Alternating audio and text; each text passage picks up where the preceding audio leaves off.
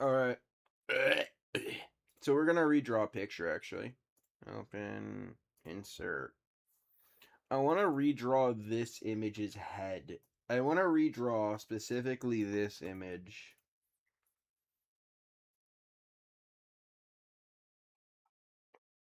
I'm thinking of redrawing this head in a more scaled up version for the Cool Kid tapes.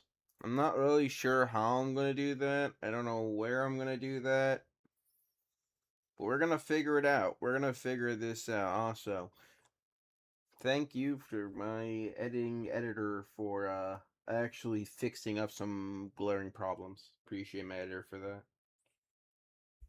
We're going to actually read chat.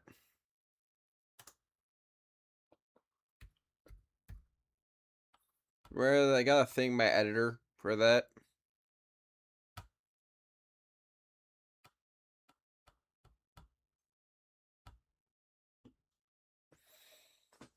There's so many pictures on my computer that I really want to redraw on stream, but I really don't have time to redraw them all, so we're just gonna redraw the head. We're gonna try and like I guess we can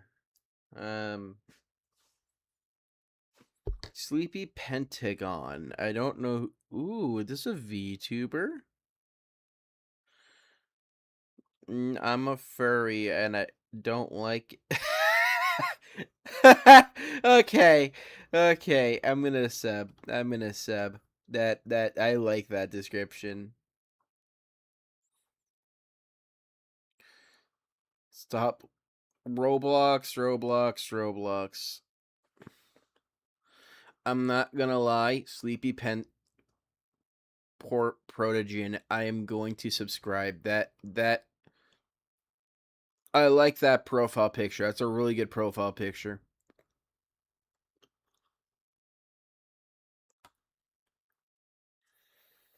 Alright, here's the plan. We are going to figure out how I'm going to redraw the head and all of that. Specifically for... Hold on, is it not centered? No. No, it's just my system being weird. I said I gotta do a drawing stream eventually. So here's the plan. We are going to redraw this head. But what I want to do is I want to only draw the head. So the head is, if I remember correctly, a circle with an extended line. We're only going to draw the head because I don't really know where I'm going to go with this. So we're just going to only draw the head. The plan is we keep the lower jaw the way it is. But we got to cut it off around there. A little bit. Chat, you want some music or something? You want some music, chat? I can play some music for this. We're just gonna, hey, hello, welcome, Axolotl. I already maxed out every sprite, and I got the new sprite the other day. So this is gonna be the head, and then the lower head is gonna be right around there, and we're gonna adjust.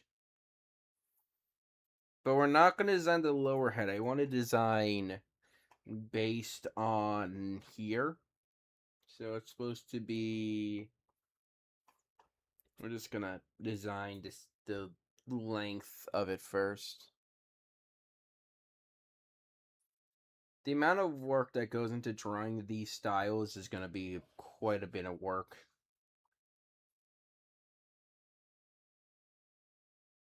Let me then cut that down the middle.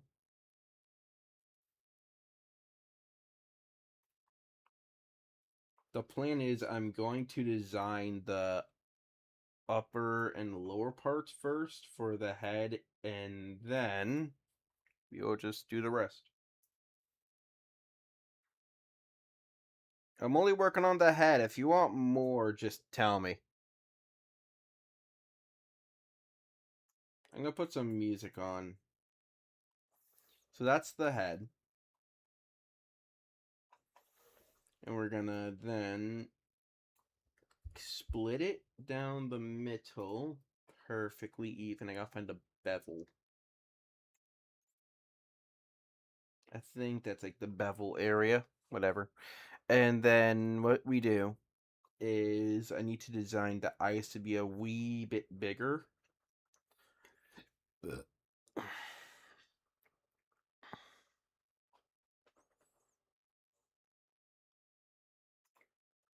So the eyes have to be like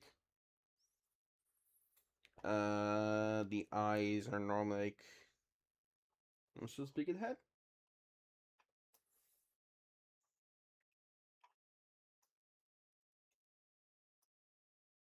I see some like around here. With this middle part going almost the edge where the middle bar is gonna be.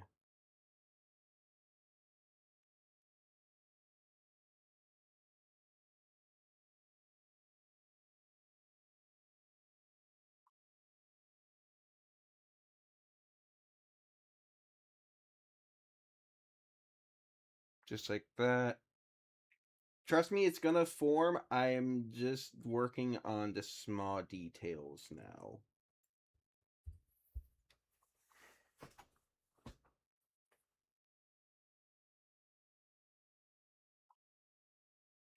And then the plan is I want to design the metal bar going down on this side.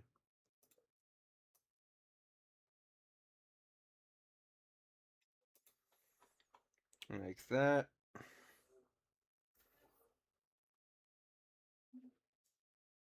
And then, if I remember correctly, the nose is in the center. I think I put the nose near the end. Is the nose not center on the original?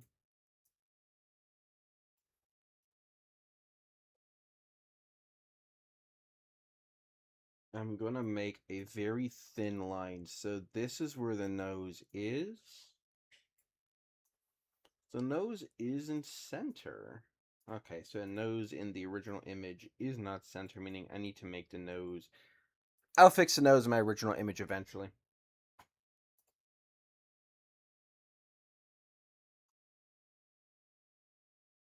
FNAF.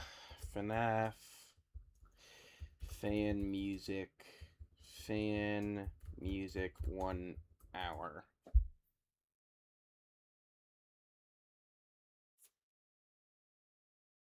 Mashup. Someone did make a 1 hour mashup. It's no way. 1 hour FNAF music, 1 hour FNAF music. Okay, someone did. Someone did. Fair enough. Oh, I think this is like 4 minutes long. 22 total songs.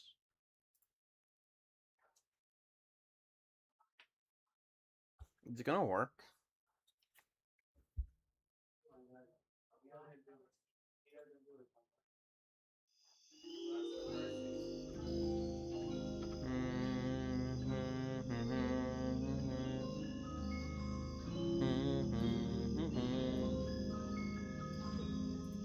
I'm gonna actually reposition the eye. I think the eye looks weird where it is.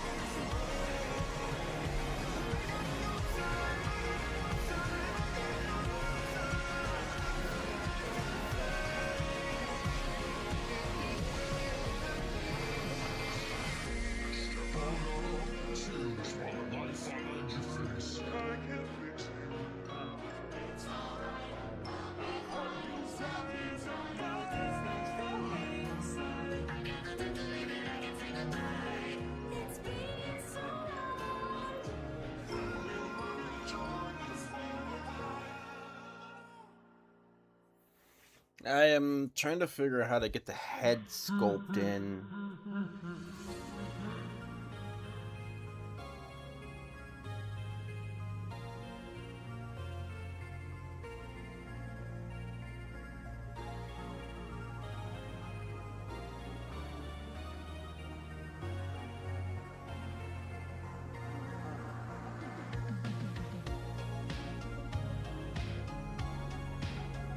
I need a song that I can mix.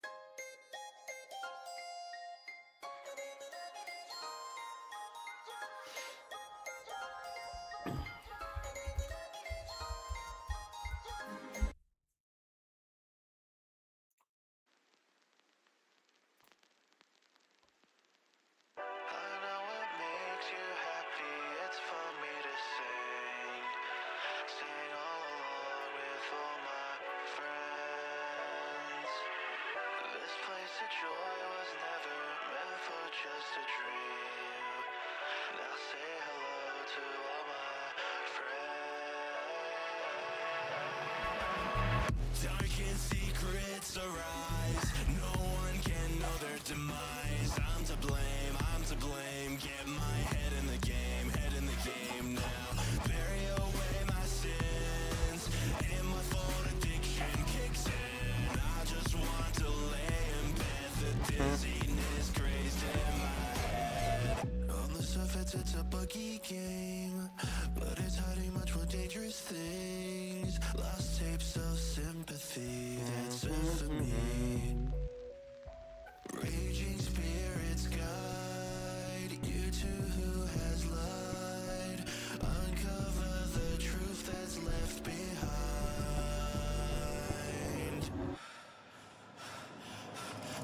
Why you looking so terrified? She was beautiful, but inside it felt like every part of her was bleeding in every way. Oh dear Sophie, do you recognize anyone missing, dead or alive? A million faces, traumatized and broken in every way. Eliminate all loose ends, killing, fixing up all my friends.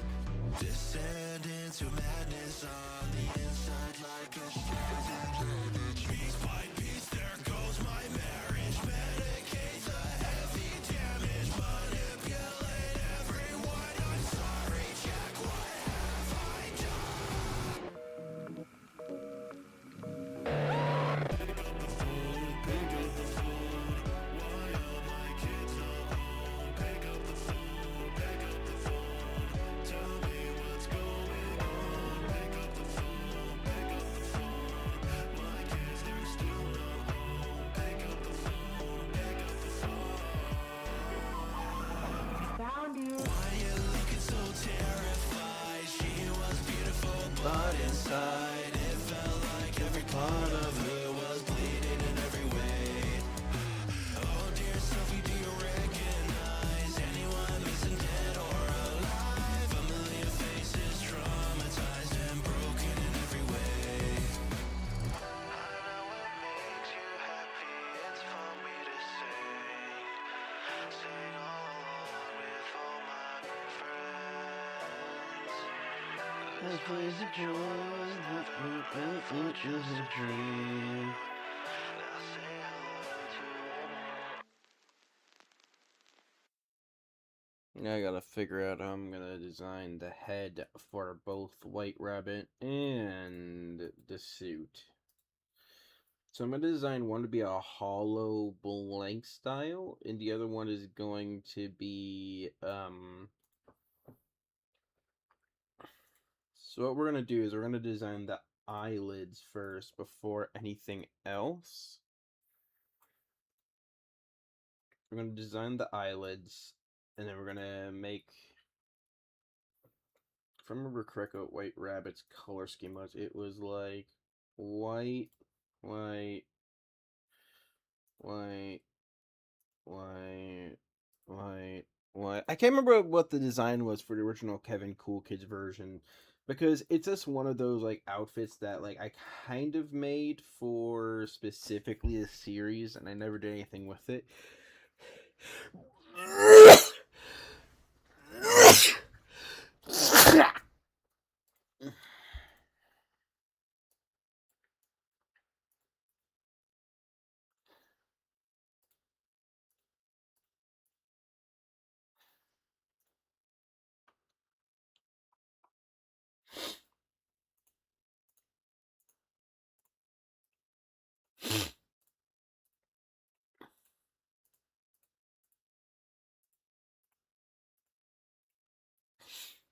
Ow, that actually kind of hurt. That song was short-lived. Go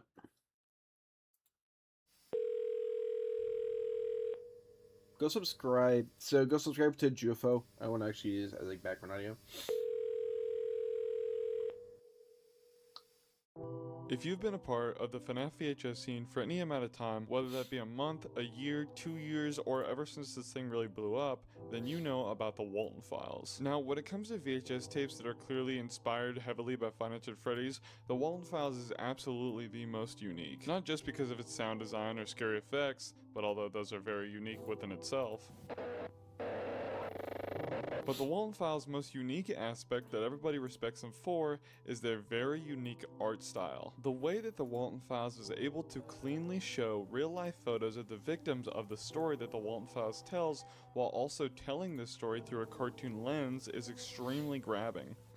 Now, obviously, the real-life photos per se are faked, but they look very real. Now, all the clips that I've shown you so far are just from the first episode. Those were released over 6 years ago at this point. Over the years, Martin Walls, the creator of the Walton Files, has only progressed in his art style, and the more his portfolio expands when it comes to what he is able to accomplish when it comes to this specific art style, the more unique, intriguing, and fascinating his creation becomes. It has become a trend to say that the Walton Files lore is objectively better than the Five Nights at Freddy's lore. With that being said, I believe that there are subjective parts and objective parts, and I will tell you the difference between the two. The subjective part can be what you prefer when it comes to what the FNAF lore focuses on and what the Walton Files lore focuses on, but the objective part is which lore handles their topics better. Which lore does a better part at getting across the message that they are trying to portray within their story. If you were around for Five Nights at Freddy's in the very beginning, you are just as familiar as I am with the fact that the lore begun as a very gritty and heart-wrenching story, but it always seemed to focus on haunted animatronics and crazy murderers and spring-lock suits. Now, I understand that I say that as if it's a critique, but it's really not. I actually love the beginnings of the FNAF lore and the way that it was portrayed. But up until the 6th game, which I understand is the only game that really did this,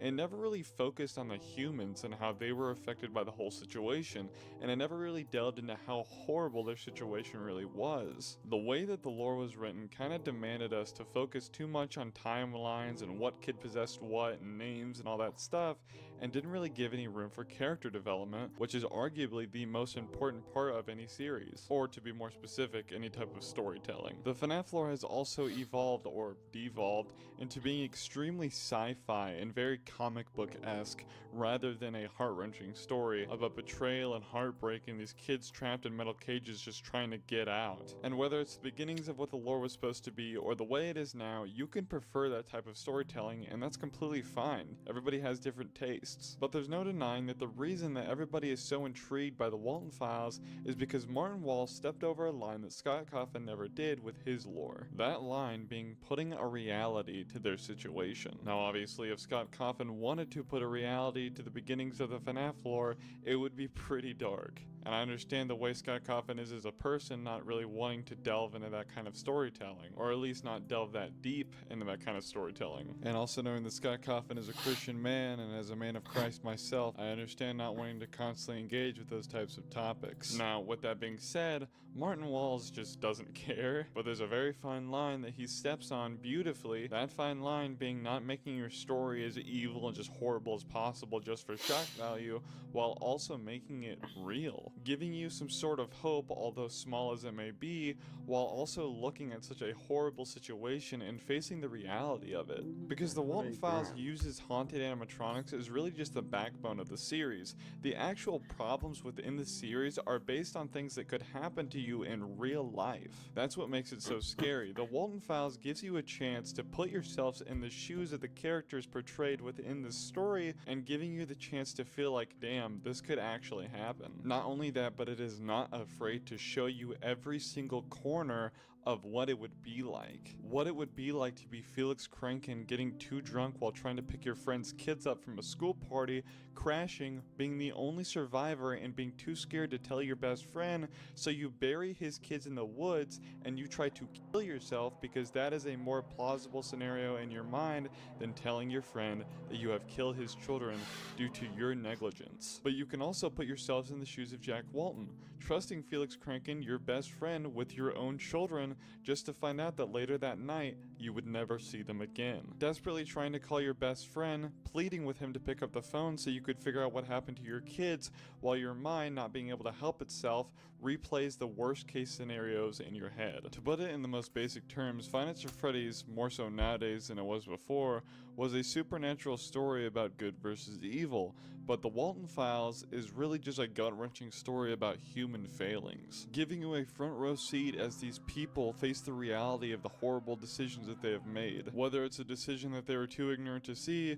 or a decision that they did not care enough to face. And it uses the haunted animatronics as the backbone of the series. Now, as this video says in the title, this is everything you need to know before this new episode of the Walton Files releases. So I'm going to give a very small recap of everything that has happened in the series, making it as fast as I possibly can. And then I'm going to give you a theory that I crafted in my latest live stream to where I believe that I know the exact date in which this new episode will release, even though the only release date that we have gotten up to this point is the summer of 2026. So with that being said, let's begin the recap. Jack Walton and Felix Kranken met in college somewhere within the late 60s. They had both shared an interest in children's entertainment, specifically Jack Walton after already having 3 daughters, and they wanted to start a fast food chain together in which children could be entertained by robots up on the stage. Fairly quickly, Jack Walton and Felix Kranken would start a company named Bunny Smiles Incorporated. This company would be the distributor for their restaurants and merchandise surrounding the characters that they put up on stage. As they were getting closer and closer to opening up this new restaurant,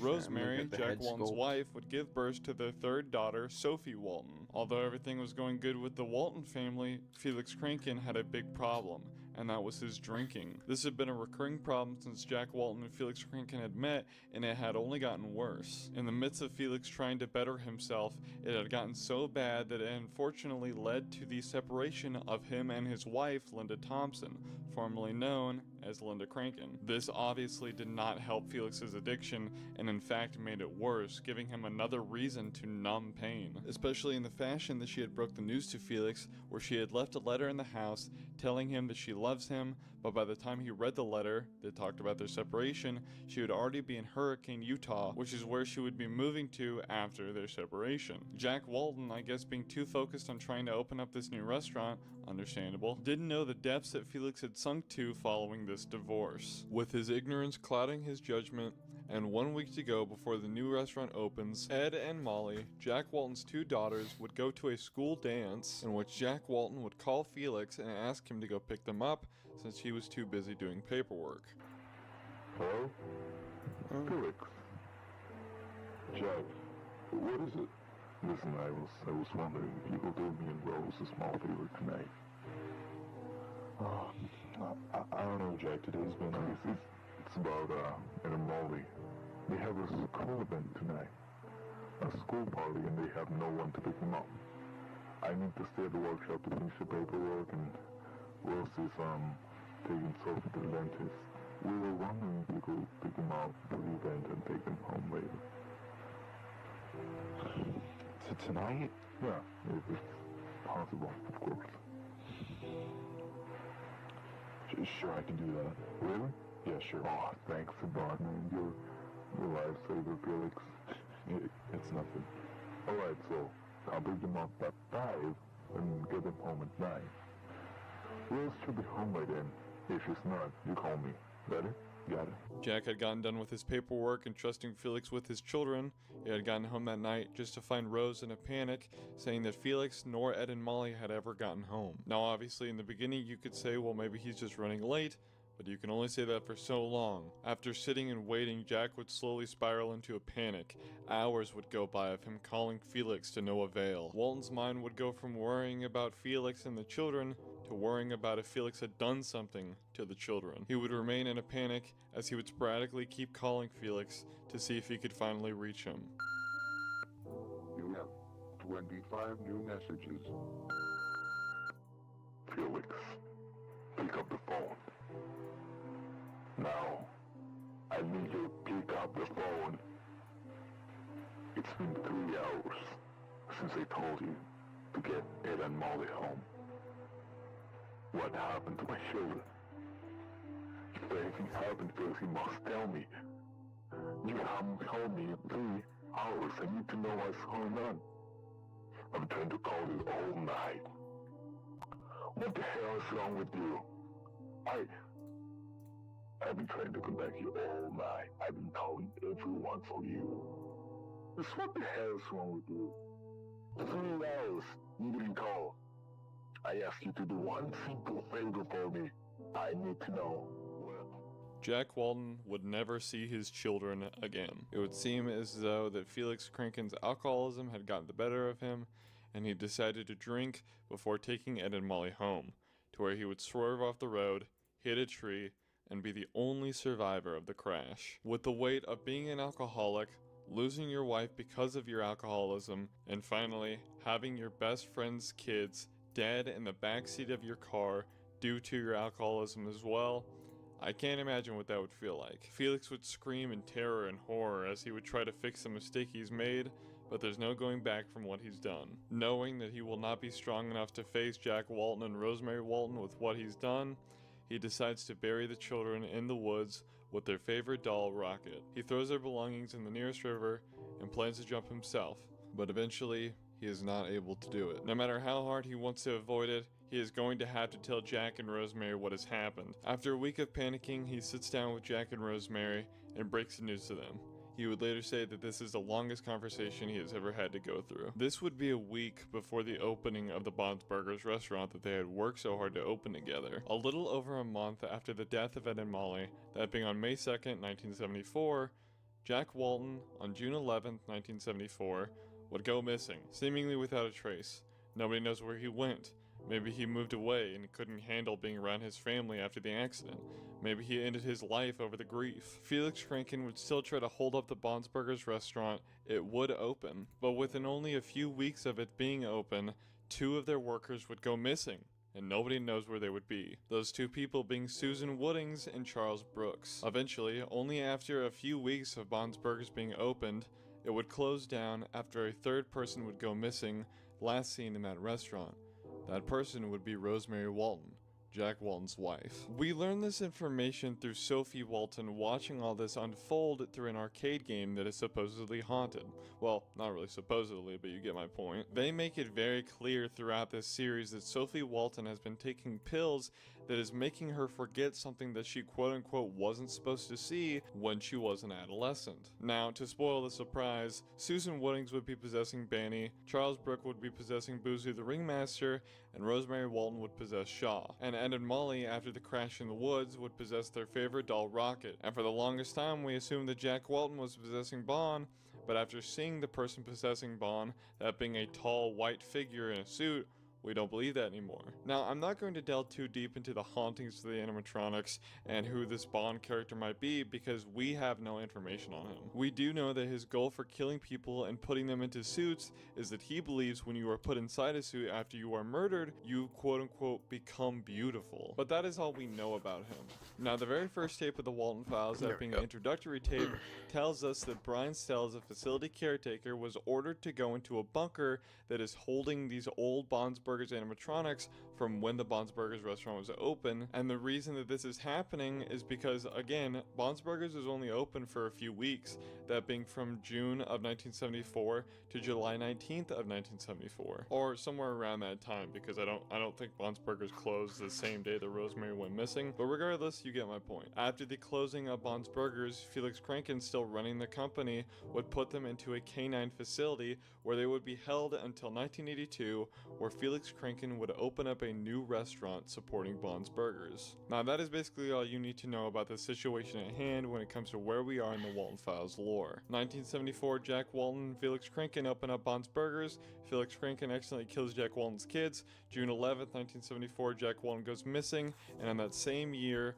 Susan Woodings, Charles Brooks, and Rosemary Walton would also go missing. Felix, still running the company, would put them into the canine facility until 1982, where he would open up a new restaurant, which is where we are now. Now, this is where I will get into why I think I know the exact date in which the new episode will be released. Now, before I show you the introduction to this theory, keep in mind that the only type of release date that we have gotten so far has been summer of 2026. Right now, it is mid-July. A few days ago, I did the first part of a two-part live stream in which I was going to go over the entire Walton Files series to get proper preparation for the new episode coming out this summer. But later into the live stream, I noticed something about the beginnings of Relocate Project. June 28, 1974, August 23rd. That could be the release date. Who knows? That could be the release date. Look at me getting all theory easy. Keep that in your minds. Brilliant idea of restore and reprogram the robots of Bob's Burgers with the purpose of relocating them in a new restaurant that would be opened in a not so distant 1982. So, okay. Oh, wait a minute. This is perfect. Wait a minute. This is actually perfect. I don't know, but it said July 22nd. And that was a Felix Kranken folder. He opens up this in 1982. So, in our new teaser for the new one that's coming out, that said this summer of 2026, the teaser is them putting up flyers for, I'm assuming, this location. And then earlier, it had a couple Felix folders, which Felix is the one that's opening up the restaurant, for July 20th and July 22nd. So that's in the summer. That's right next to the date is right now. It's July 10th right now. And then then the teaser is also showing for this opening. So tape releasing July 20th, July 22nd. So I explained it kind of autistically within the stream because I was still kind of collecting my thoughts. So now I'm going to show you the teaser and then I'm going to go in depth on what I was actually trying to get across.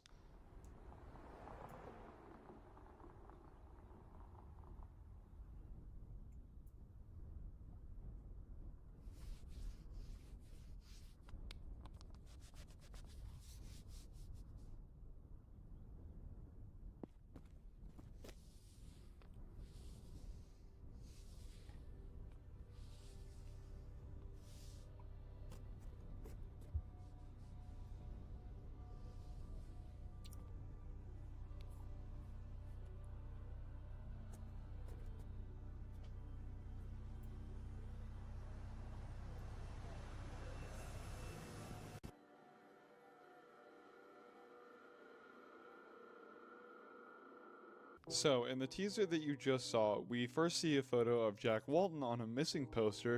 It says he's 42 years old, and it looks kind of aged. It definitely is old because they are putting posters over it, meaning it has most likely been there for a while. The thing that is put over his missing poster is a poster that is advertising the new reopening of a Bob's Burgers restaurant. Now, as I was talking about earlier, the plot of Relocate Project is the fact that years after Jack Walton went missing, Felix Kranken, still running Bunny Smiles Incorporated, would do the Relocate Project, in which they would take all of the old animatronics out of the canine facility and put them in a new Bob's Burgers restaurant opening in the summer of 1982. As I am speaking, it is July 16th, and in Relocate Project, we see that the file regarding the opening of the Bob's Burgers restaurant, that being the reopening, is dated on July 22nd, 1974. This teaser is focusing on advertising the new reopening of the Bob's Burgers restaurant, and this VHS tape is coming out in the summer of 2026, and we are getting to the later parts of the summer towards the end. This folder is regarding the ending of July. We are getting close to the end of July, and we are getting more and more advertisements that are focusing on the Relocate project and the opening of Bond's Burgers,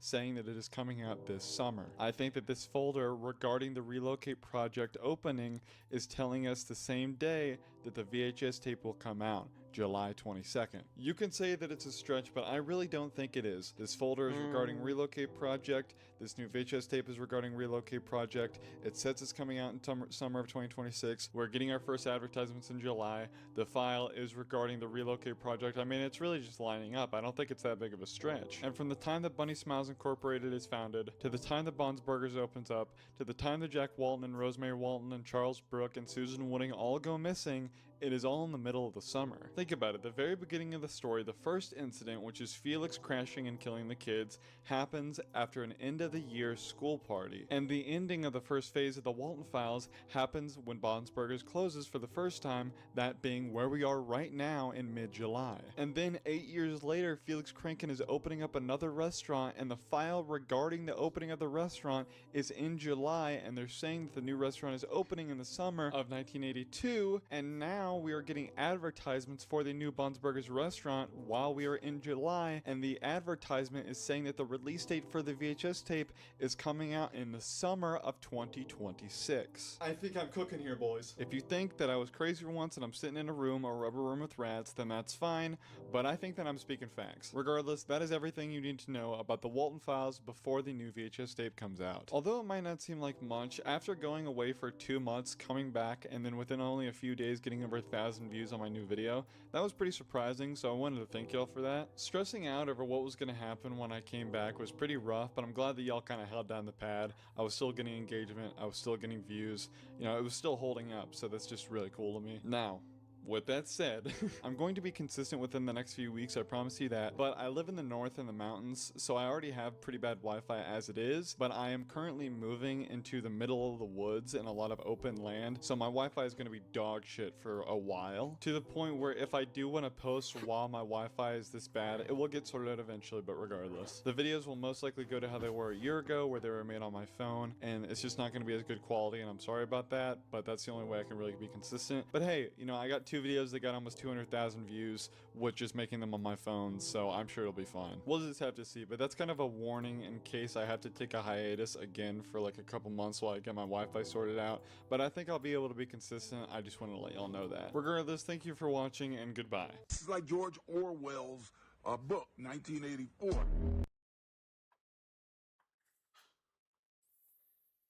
Trying to figure out how I can get this texture right. I'm planning on doing the eye texture. I guess we can do it the eye texture now. I need the eye to be like this ugly crap.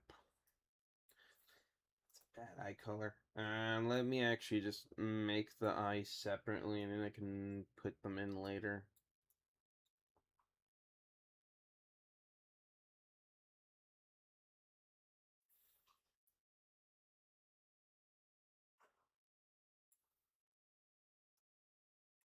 Since the eye would be like right there, I now just need to thicken up that, and then grab this white, grab a greenish yellowish tinge, and just, is it this one? Perfect. And then put the eye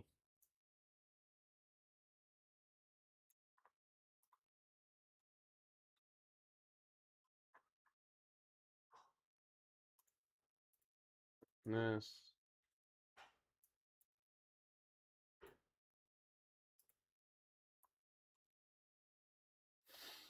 How does the eyes look? Oh, I kind of designed it to have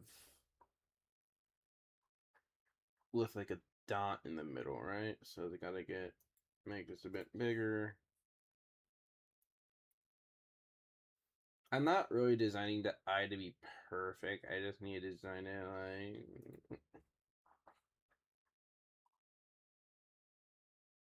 I'll do this bit more smaller textures later. I just gotta worry about the iris.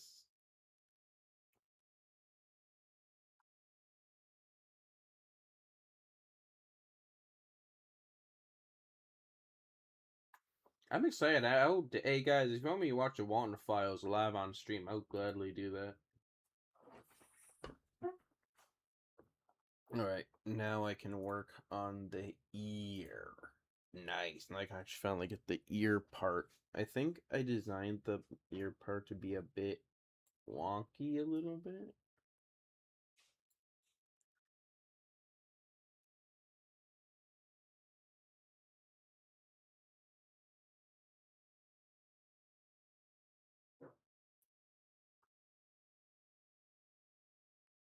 Daniel, I'm not gonna play Fortnite, bro. Not today. For the inner part of the ear, I want to design this to feel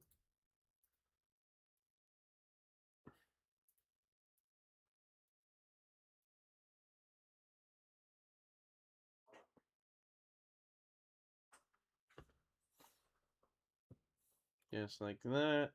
Is the first ear like mechanism, the inner part, and in this one I want to design a bit smaller. So we have this, and we do it like that.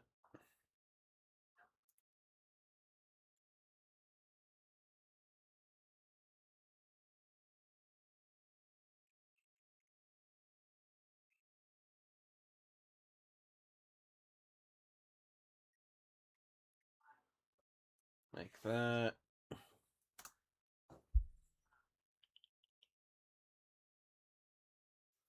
And there's like a thing in the middle.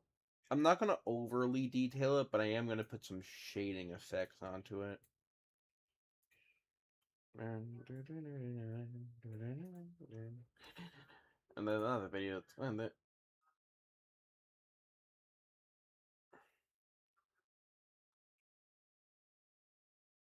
Uh,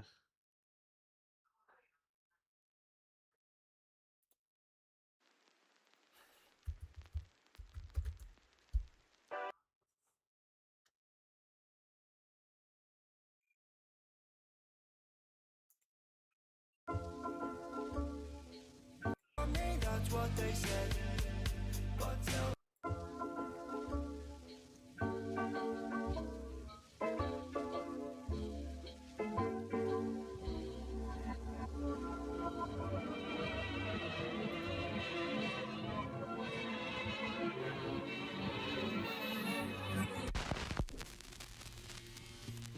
I never wanted to live a life full of regret, but I always do. I push my feelings too far from me, that's what they said. But tell me it's true, tell me it's true. And even though I would choose my addiction instead, is there something wrong in my head?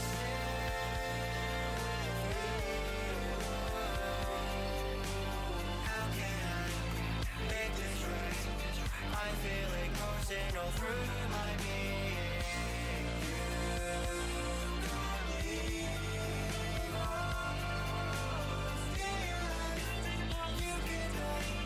What have I done and what is this feeling? Can you please leave me alone? I'm just hiding away with my thoughts. Not even I cannot recognize what I've become. But I know the truth. I know the truth. I need to stop finding reasons to get out of bed and tell my friend that they're dead. Stay with me. How can I make this right? I feel it coursing all through my being. You can't leave. You can die. What have I done and what is this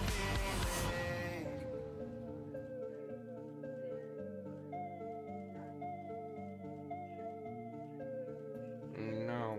Stop. Stop.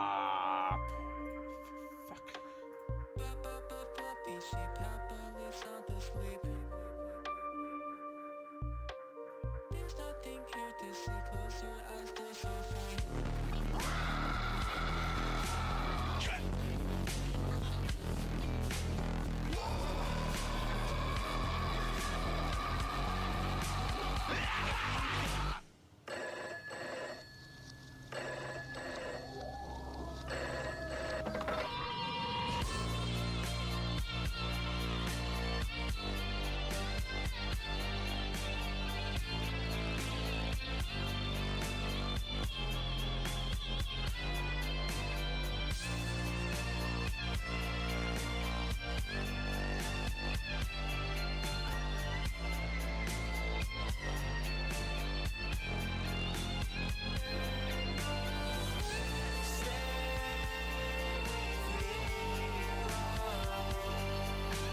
How can I make this right?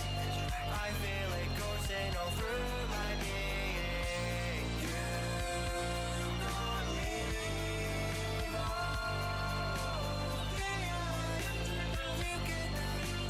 What have I done and what is the feeling?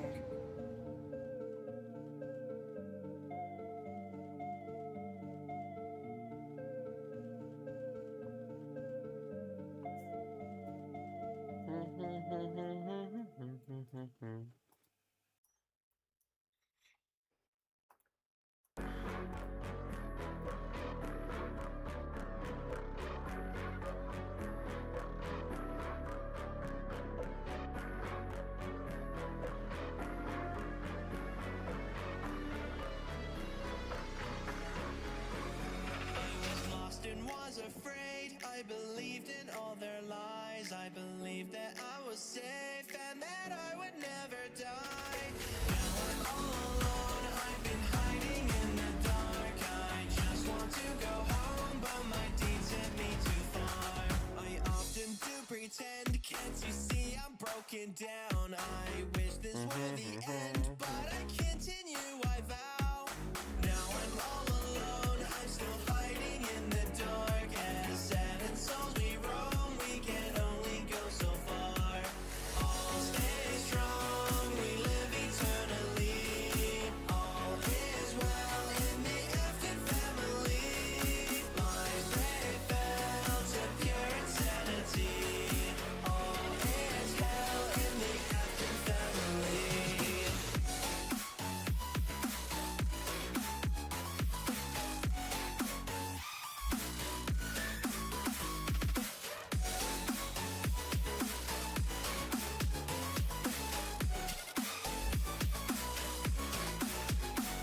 I never did go near, cause I know just what I saw. Yet on that day of joy, my life ended to their flaws. Now I'm all alone, fighting monsters in the dark. I wish that I could live, but I fear I've gone too far. Always begging please, yet the outcome I would dread. I have fallen to my knees, let my pride get to my head. Now I'm all alone, hearing whispers in the dark. I wander through the past, seeing memories afar. All stay strong, we live eternally. All is well in the Afton family. Lives they fell to pure insanity. All is hell in the Afton family.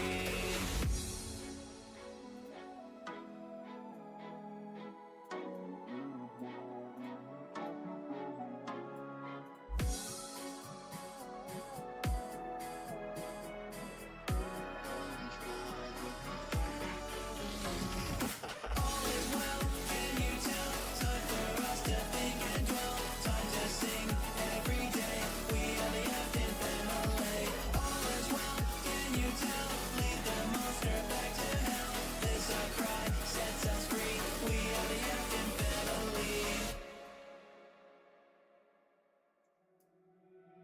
We can only roam when the monster's put to rest. I just want to go back home and get rid of all the stress. Now I'm all alone, seeing nothing but the dark. I walk without the fear that'll only go so far. All stay strong, we live eternally.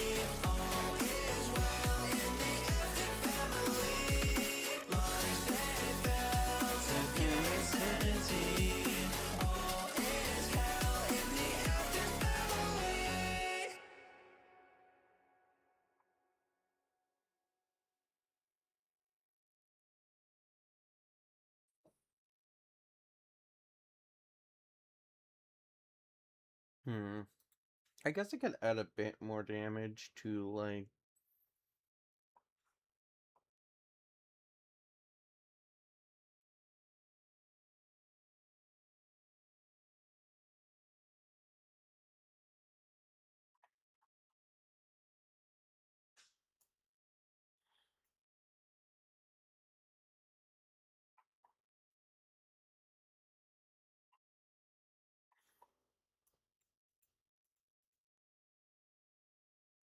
Is anyone actually online? I can talk.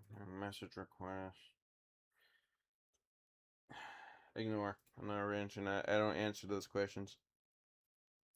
Oh, my buddy Sin messaged me. Have you seen it? Yes,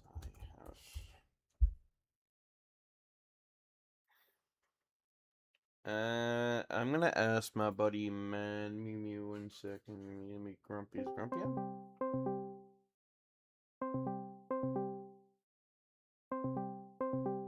I don't think Grumpy's on.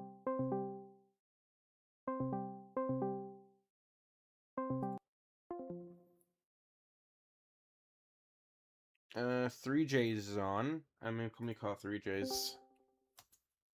I don't think I think 3J's is 3J's in the fucking calls. Is he in the Independent Foundation? I think he is.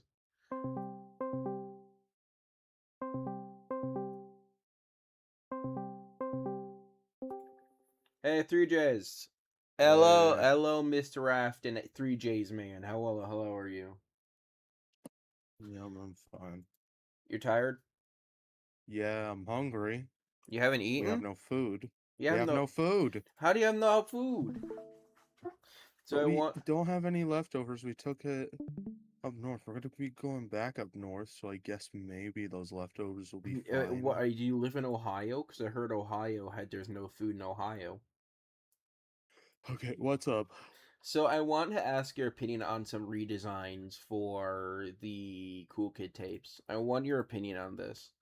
So I want to redesign this suit for the tapes, like a White Rabbit redesign. So I'm thinking I'm gonna start with the heads of the suits, but I want your opinion if the design looks better. So this is the original. I used artificial intelligence to kind of remove the other one, and I kind of did some refreshes and some edits to make it look a bit better. So I tried to make a fixed version of what the head looked like, and then the damaged version. So, question: why is it green? Because it was in the back storage of an old Toby's ice cream parlor for 20 years, and the building but do you know how the weathering works? The building. Look, I just want to make a spring trap suit. Okay, give me a break.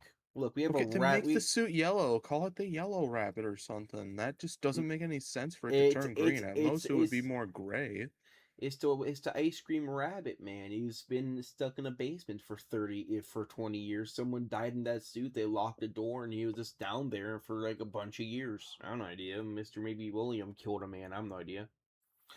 Well, I'm just telling you, dude. The original green doesn't really make any sense. the For a original white idea suit. the original idea was it was gonna be a golden. It was gonna be called Vanilla the Rabbit, but then I realized like there's already a Vanilla the Rabbit in Sonic, and that wouldn't really work because We don't fuck with the MILF. Exactly. No, that, and also because I don't want like people to mix up that with the Sonic characters. So it's like, hey, he's the ice cream rabbit. He's a white rabbit. He's Mr. White Rabbit, the ice cream rabbit. Everyone likes white rabbits. They're symbols of peace. Okay. I don't know, yeah. So the idea is I want to try and recreate the suit to kind of. So I was like, I like the old suit look, but it's compressed as hell, and it's not really. I don't have a fixed version. So I was wondering if the head looks better, because I want to redesign the head concept a bit more. Okay. So the clean one is supposed to be like this whitish tan color, and it's supposed to be like the building flooded. Eventually, the lore for it is the boiler in the basement exploded, flooded the basement for like a few years, and then basically William Afton or whatever bought the suit, tried to recreate it or base it off something else, put it on thinking after getting it fixed, and then got himself spring Things went wrong. Yeah. Well, this isn't William. This is a victim of William that was shoved into the suit to get the suit to see if it works still, and then it, you know, gross, Yeah, nasty, icky, gross. the William thing happened. So the original suit head originally is a mashup of This is I think the version 4, where the original one was more mascot plush. Then I made it more spring lock. Then I kind of mashed them together. And then this final version was me kind of mixing the withering from the mascot suit version mixed with the more traditional, like, spring lock mascot suit kind of design. So I kind of tried to mash up, like, a reference to the old suit and how, like, it was burned. Eventually, a fire broke out and it burned, like, half the face. You get, like, it's supposed to be, like, a Two-Face reference. Yeah, I kind of see it, but at the same time, I'm just like kind of It's just weirded out by the choice of colors for its withered state. Well, I get the white because ice cream. What's a popular flavor of ice cream? Vanilla. Exactly. And I didn't use Yeah. white. Here's the funny thing. I didn't use white. Like, I didn't use white. I used vanilla white, which is a kind of tinge of white that's like bone. Just like bone or vanilla white. Yeah, kind of more like a tannish color. So it's this. I did this so the eyes don't just blend with the head, kind of thing. So it's like it's slightly off, but it gives off the feeling. The only problem is I don't know if I should draw the body entirely. Then I have to crunch down the head a bit. I don't know how big my thing will give me space for. I'm gonna crunch down the head anyway. The question is, who made the suit first? Originally, so I'm gonna leak a bit. The original, before Kevin Cool Kids, there was Toby, and there was called White Rabbit Cafe, and it was like your standard burger place. You had ice cream, you had burgers, you had cheeseburgers, you had everything. Okay. It was so basically the original version of the place wasn't this pizzeria. It was a one-off burger place with robots. And the place got popular, and it opened in the 50s and 60s with dancing mascots. Then eventually the animatronic boom hit, and they made the Toby mascot into Toby the ice cream, and Toby McBurger, and then you had the White Rabbit, Mr. White Rabbit, the ice cream rabbit, or they called him or the story was it called it Vanilla the Rabbit, but then a lawsuit happened where another company had a bigger company had Vanilla the Cream Rabbit for like a milk or some dairy company or something. Yeah, the rabbit can't. The rabbit was already used before, and they're like, or hey, like the you name can't do was that. or the name was the same. They had a lawsuit, and they were like, you know what? Instead of doing that, let's just call this thing the White Rabbit. That was it. They just called it the White Rabbit. Also, you can probably tell I'm gonna redesign the whole body because. Why not do it till? Okay, so do you know Blank from Five Nights at Candy's? Yeah, blank. So here's what I was thinking. You know how Blank has all those like little color marks because the kids would draw on him a lot? Yeah, I'm looking at an image of Blank right now. Yeah, what's up? What about it? What I'm thinking, right? So what if, similar to that, they had like these colorful marks, but it was meant to represent stuff like sprinkles? Ooh. Ice cream. What do you have for ice cream? Sprinkles. What else do you get? Like, I don't know, something like this. Ooh, I kind of like that. Oh, that's horrifying. Yeah, something like that. I hate that. Just not like a fucked up version of Alvin and the Chipmunks. The reason that the suit looks like a rabbit is because originally it was because you know how Freddy's came out in the 70s. Like it was like no, it was in the 60s. No, it came out before. It was like came out. No, because if we're going by the new lore, in the 50s and 60s, there was Fredbears in the 70s. There was Edward, I know. There was Edward, and then because in the Cool Kid Tapes lore, Edwin Murray's Costume Manor still technically exists. It's now just a smaller branch, and they go out to smaller companies, but they're like a branding company kind of thing. I just don't like the newer games lore. I just don't like them. it's kind of what I'm you trying. just ruined it. It's where I'm trying to mix up the lore a little bit more. Also, what we're gonna do is I'm gonna cut off where the neck piece is. I'm gonna copy the body. I'm gonna make a blank body. We're gonna copy it from there.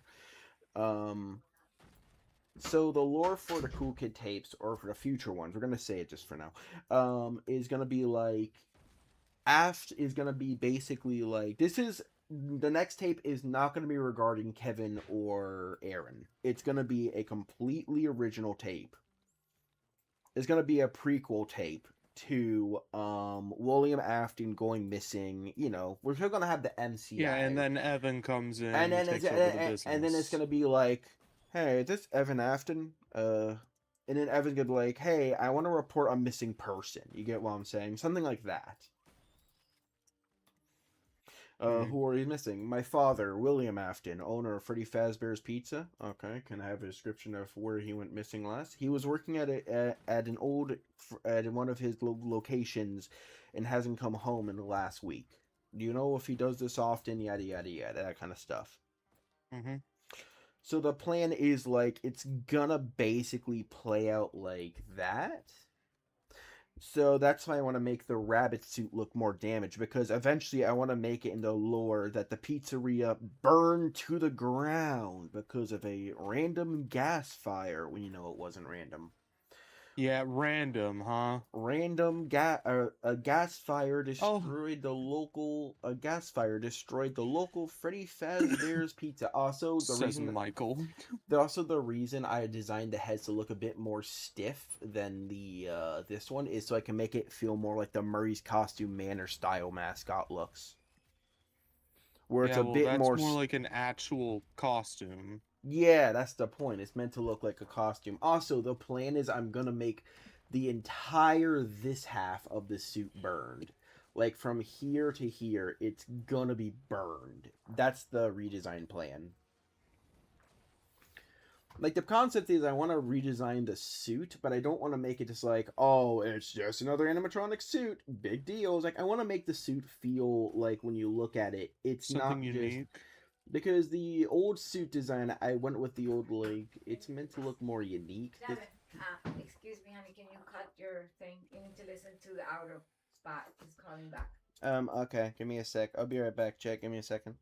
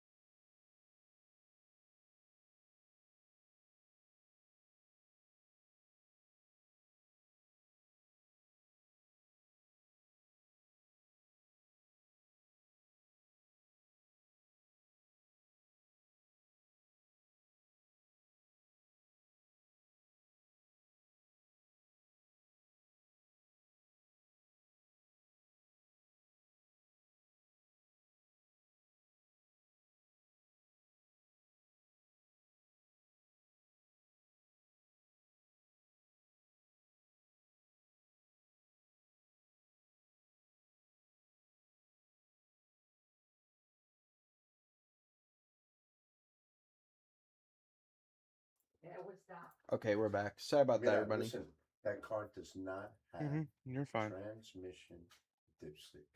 Does not.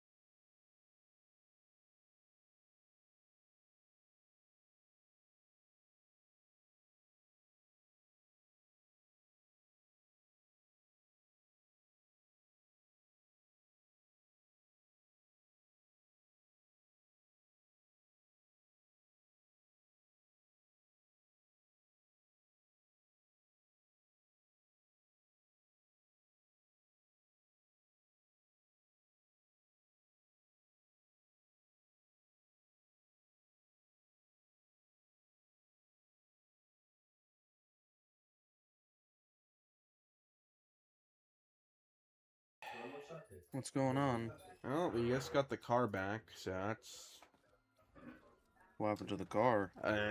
Car kind of killed itself. Ah. Let's just say something yeah, fluid ignition stick. Yeah, I heard. No, it wasn't that. It was literally the part of the car that broke was the I'm gonna have to redesign the arms for the... How long were the arms exactly? So they were like evenly sized. I gotta redesign the arms a little bit. I'm gonna redesign the arms a small tad just to kind of give them a bit more. I'm gonna work on the fixed arms first so I can kind of simplify the details, and then I'm gonna work on a damaged version after. What game are you playing? This is called Risk of Rain 2. Let me try to... I want to design... It's multiplayer. Oh, the reason I'm making the suit design more related to the Murray style without making it Murray style is because I want to make the White Rabbit suit feel like this was a Murray's costume manner creation. Like this was one of the early versions of like before, like, you get what I'm saying, right? Yeah, I kind of get it. Yeah. Like, this is the early Murray's Springlock suit. This is one of their suits. Yeah, I get it.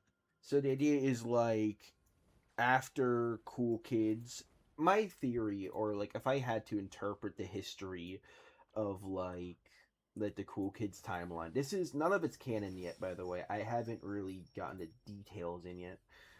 My theory, or how my timeline would have gone, is after Fredbear's Family Diner closes, Evan Afton refuses to go back to the Fazbear locations because of the fact that, you know, people go missing, all that kind of shit. That kind of stuff happens.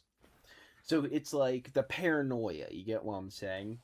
Yeah, the paranoia of the like he realizes how dangerous these things are. He realizes my dad made machines that have no like control mechanism. It truly was a primitive design. Exactly. So the idea is like Evan doesn't return. Like Evan helps his father clean up the restaurant with Michael and Elizabeth. Every once in a while. Elizabeth doesn't die, by the way. Elizabeth doesn't die. Okay, so neither of the kids are dead. That's None good. of the kids are dead. Another victim takes over. Another kid that would have been one of the bullies dies in his stead. One of Elizabeth's friends gets killed by Baby instead. So like same story of sister location, but it's like one of Elizabeth's like best friends. So Elizabeth is unsure about Fazbear. Evan is unsure about Fazbear. Basically paranoid in the family. Yeah, because William tries to nearly avoided the canon timeline. What? Want me to send you the photo? Okay, I'll send it to you. Give me a sec. Give me a sec, chat. Oh, I we're already on sent stream? it to Tito. Did I not send it to you? Did I not send it to Tito directly? Give me a sec. No, I don't think. No, wait. Was it to my dad or was it? No, it wasn't. It was. I sent it to Juan. Okay, my bad. Let me send it to Tito. Oh no, I did send it to Tito.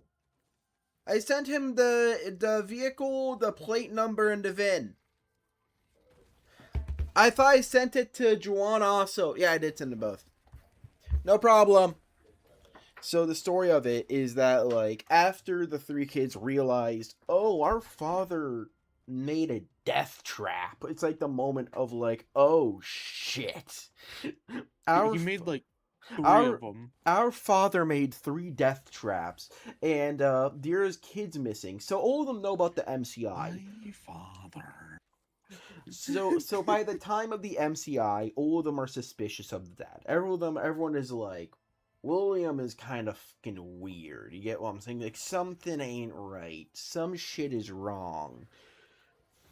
And by that time, William. So in the story, by this point in time, William is in hot water. Fazbear Entertainment is going to shit.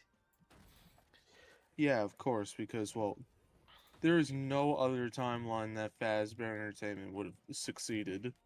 Yeah, like Fazbear Entertainment is going to shit. Henry realized. So Charlie's still alive, by the way. So Henry has no suspicion that William killed anyone. So in this timeline, Henry has no idea that his work partner is a killer. So, like, basically, ignorance is bliss timeline, where the kids know about it, but Henry is just like, he's my co-worker, he's a co-partner. He couldn't do this, he raised you all pretty good. A man like that would never be a monster. You get what I'm saying? Mm-hmm. So take a look at his portfolio. So the suspicion isn't there, and since William in this version of the story does the paperwork, he can kind of say, "Oh, it was an accidental misfiring of a mechanism, or something." You get what I'm saying? Yeah, corporal mumbo jumbo. Yeah, exactly. Yeah, and so eventually, the happenings of Five Nights at Freddy's 3 happen. And then by Five Nights at Freddy's 3, this is like 2013, I think Evan was like 10 on 83, right? Okay, so when was he born? So if he was born, his birthday would probably be, so he would probably born 1973 if his birthday was 1983. By the year. You get what I'm saying? If he's 10 by that, he's probably like that. So by the 90s, let's say by the 90s, like 20 something, right? 20 or 30 years old. He basically wants, by that time, Fazbear has enough cred. They already know. People know Fazbear. They know entertainment. And by this time, he is good friends with, what was the kid's name what was Edwin's son's name? I can't remember. That game is so fun. Edwin had a son. Edwin had a... Oh, yeah, it's fucking... David. David, and basically... Who the fuck names their kid David, by the way? Someone who hates their child. Where is my ball? So basically... I'm gonna shut up forever now. I am never saying that again. So basically what happened was... Where's my Freddy Fazballs? Ball? Here's a car. So what happened was, eventually, in the timeline, Edwin's son and William's son have a plan. Open a new company. Make a new pizzeria. Since Fazbear is a dying trend, no one cares about Fazbear anymore. It's dying out. Freddy and the gang. There's already enough fires, enough news articles, enough, death. Enough of the drama. Mm-hmm. And so Murray's Costume Manor and Fazbear Entertainment, and one of the Fazbear branch brands, which would have been like Fazbear Tech or something. Maybe a little more roll off the tongue a little bit, like Faztech. Faztech, that works better. Yeah, we can put that in the lore. We're kind of making up shit as we go, by the way.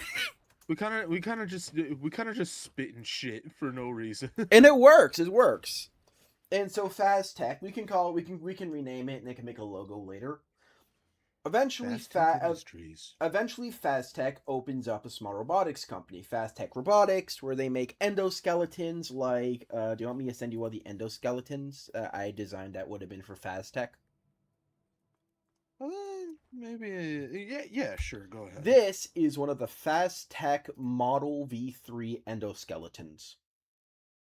Jesus Christ! Why does that look like a beige trash can with pipes for limbs? Well, the thing is, it's a redesign of the FNAF 1 endoskeleton, but to make it more safe and attempting to make it more safe. This was the V1, V2 models, and at the time they were popular. And at this time, another company, and this is where the ice cream rabbit comes in. Eventually, by this time,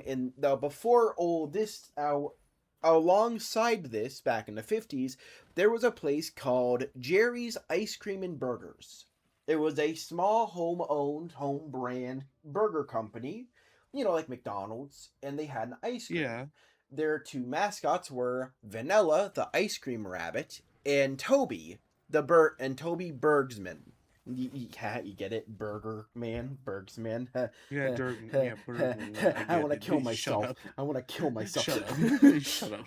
So what happened was, during this time, this is the 50s, everyone was obsessed with, like, burgers and fries and shit, that kind of stuff. And by this time, everyone is obsessed with, this is like a new startup. Everyone is infatuated with this company. This is like an old school burger company. We all know the kind. Like Sonics, or the ones that exist in the 50s and still kind of survive to modern day, like McDonald's. Yeah. And so what happened was, during the time, the burger company got bigger. They made two mascots, made some mascot suits, made by, drumroll please, Murray's Costume Manor. We knew that he would come back. You guys knew that he was going to be important in a minute. What, you don't like Murray? You don't like Murray's? You don't like the Mimic? Also, the Mimic eventually in this timeline was created, but the Mimic was built for a different purpose. It was made to test out mascot suit safety. Eventually the Mimic does go nuts and does kind of try and kill people. That never changes. Probably because he saw William. Yes, because the Mimic basically in lore, the Mimic saw William kill someone, and it fucked with the programming entirely. Yeah, because it wants to mimic things. That's its whole job. Then eventually, it's literally in the name. And then the Mimic suit got trashed. The Mimic animatronic got trashed into a scrapyard, and it became the Scrap Mimic, which we will talk about that later in the series when I actually have a design of what that thing's gonna look like. The way that I imagine the Mimic being canon is that at first it was the Stitch Wraith, and then we figured out later on that, it's actually just called the Mimic, because, well... The Mimic! The Mimic! The Mimic! You're not Gregory. Who are you? The Mimic! God, we're so fucking brain rotted. I'm Gregory. I'm dumb. We're so brain rotted. So basically what happens is Murray's Costume Manor makes their mascots, and everyone fucking loves the place. It's like one of the places that like think of this like burger place as like the local like McDonald's if it was like a local restaurant that everyone talks about kind of thing. That's basically what this Toby's Burgers and Fries place was. It was like It's basically like your average Sonic's or whatever. Yeah, or your local Benny's or something. In Florida we have a place. Denny's. No, Benny. Out of all the things No, Benny's. No, in Florida we have a place called Benny's, and it is like this old school. I thought you said Denny's. I was like, we have a Denny's too. It just tastes like shit. Oh, I don't doubt that you don't have a Denny's. Oh, we have a Denny's. It's actually right near my house. I sometimes go there with my buddy for like 3 a.m. pancakes. 3 a.m. pancakes. You get a deal. It's a fucking deal offer. You go there late at night and they give like a 50% off. 3 a.m.? I see so many truckers stop there, dude. I talk to truckers there. They're so cool. They talk about their stories and how they see creepy shit. Like some of them see fucking ghosts inside the road. Yeah, truckers are nice. They're nice people. They're As long awesome, as dude. you don't piss them off. Truckers, you can't piss off a trucker. They piss you off. I'm thinking of giving this thing gloves instead of hands coming out of the suit or something. And so basically, the mascots are great. People love the place. And eventually, it gets to the 70s. And this is like the beginning of the animatronic boom craze. You get what I'm saying? Yeah, the animatronic boom. Everyone wants an animatronic mascot. Everyone wants this cool, funky robot guy to... How the hell do you build hands? Cool, funky robot guy. How do you draw animatronic hands? I don't know how to draw hands. Okay, I'm just gonna base it off Blank's hand since it's the most humanoid-ish. I think I can draw it like that. So it's just a rectangle with like fingers. I could draw. I got plus pissed off. Plus enraged. Okay, anyway. So to explain what happens, eventually, I'm just drawing the hand on one side, and I'm going to copy it, and then we're going to just do some fixing of the fingers later. Yeah. Which is going to be a bit easier than drawing both hands separately, because, God, I suck at drawing animatronic hands.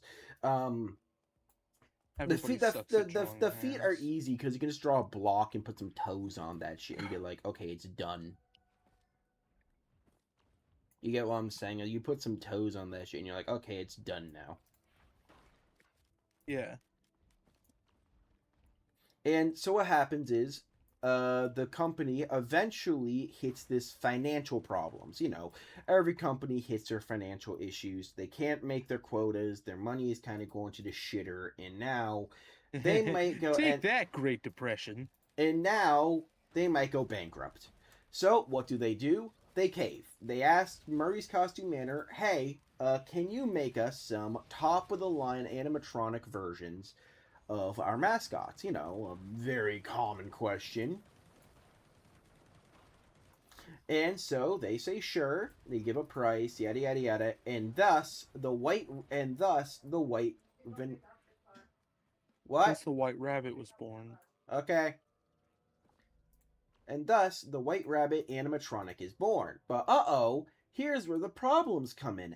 Now, the company known as... Now we have White Rabbit Creamer Company, and another company with a White Rabbit realizes that this White Rabbit doesn't look very similar, but uses the exact same name as their original brand name. You get what I'm saying? Uh-oh, yeah. Lawsuit. I should mention I'm making all this shit up as I go. I'm just kind of trying to think of like a plot story. Uh-oh, look over there. It's another lawsuit. It's another... Oh no, look, it's Action Park.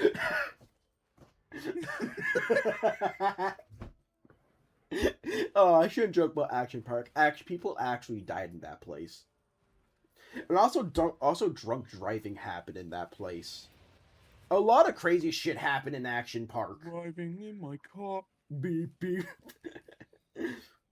I'm a car. Beep, beep.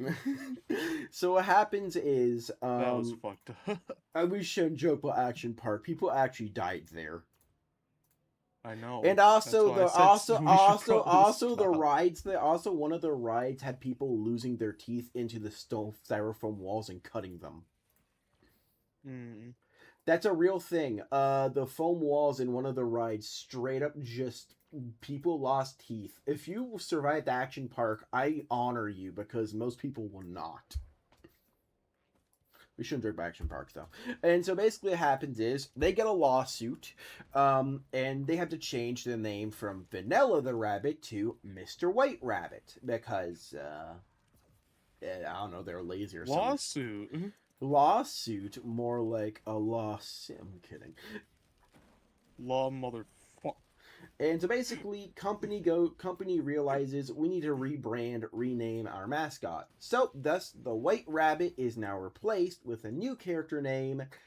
Mr. Ice Cream Ms. Vanilla is now regendered because why not, and renamed Mr. White Rabbit because of fucking course capitalism, I guess.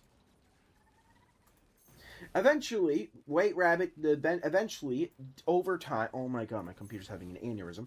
Eventually, what happens is the company starts going down like absolute craziness. Like, there is no coming back. It is death spiral levels of this company will go bankrupt in a few years. You get what I'm saying? It will. There's no if. It just will. Exactly. This company is going to go bankrupt if they can't find a merger or they can't find a way to fix their shit. You get what I'm saying? If they can't find a way to fix their shit, they are cooked. They are gone. This is going to be like a whole video, like a news thing. So don't worry about that. I'll be in the video eventually. And then eventually, guess what? Cool Kids Pizza is looking for a merger the new and improved Cool Kids Pizza is looking for a merger location. What the coincidence? Oh, look at the coinkydink. This is just a reference to how like Showbiz Pizza, eventually Cool Kids Pizza or Faztech realizes this company has an image. We have robotics and branding. What if we were to just merge them? We grab part A, we merge them together. We see what happens. So eventually, Evan calls out, goes with the offer, and whoop-de-doo, the offer goes through. Both companies agree to work together to keep their own images up. Eventually, this leads to the beginning of... I need to make sure the fingers are not fucked up. I gotta remember how I made my... Hey, Siren's Call. And then so eventually what happens is they merge into, instead of Faztech Entertainment, Cool Kids LLC. Being the newest and greatest in the animatronic business around the 90s. And eventually, this leads to William Afton getting desperate because now his own son is now his biggest competition is his own fucking son. Oh, the irony.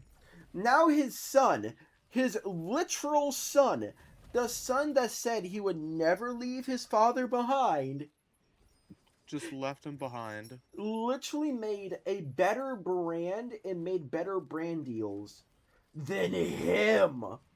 And he's pissed. Like, William is pissed off. He's proud of his son. Like, don't get me wrong. He's proud of his son. He's proud his son made it so big. But also pissed off that so pissed off because his company might go to shit because of his own son. Yeah, it's like that. It's like the freaking DBZ abridged scene where Vegeta's like, for once, I don't feel pride in myself, but pride in somebody else. But also, I feel an intense amount of rage. Yeah, exactly. So William is pissed. His son literally is taking his business, taking his company, and taking everything that he worked so hard for. All those missing kids, all those... I'm doing something. Whatever. And so eventually the company eventually Fazbear, well, this is because there's like there was the Fazbear and then there's Faztech, which is like a side company brand thing.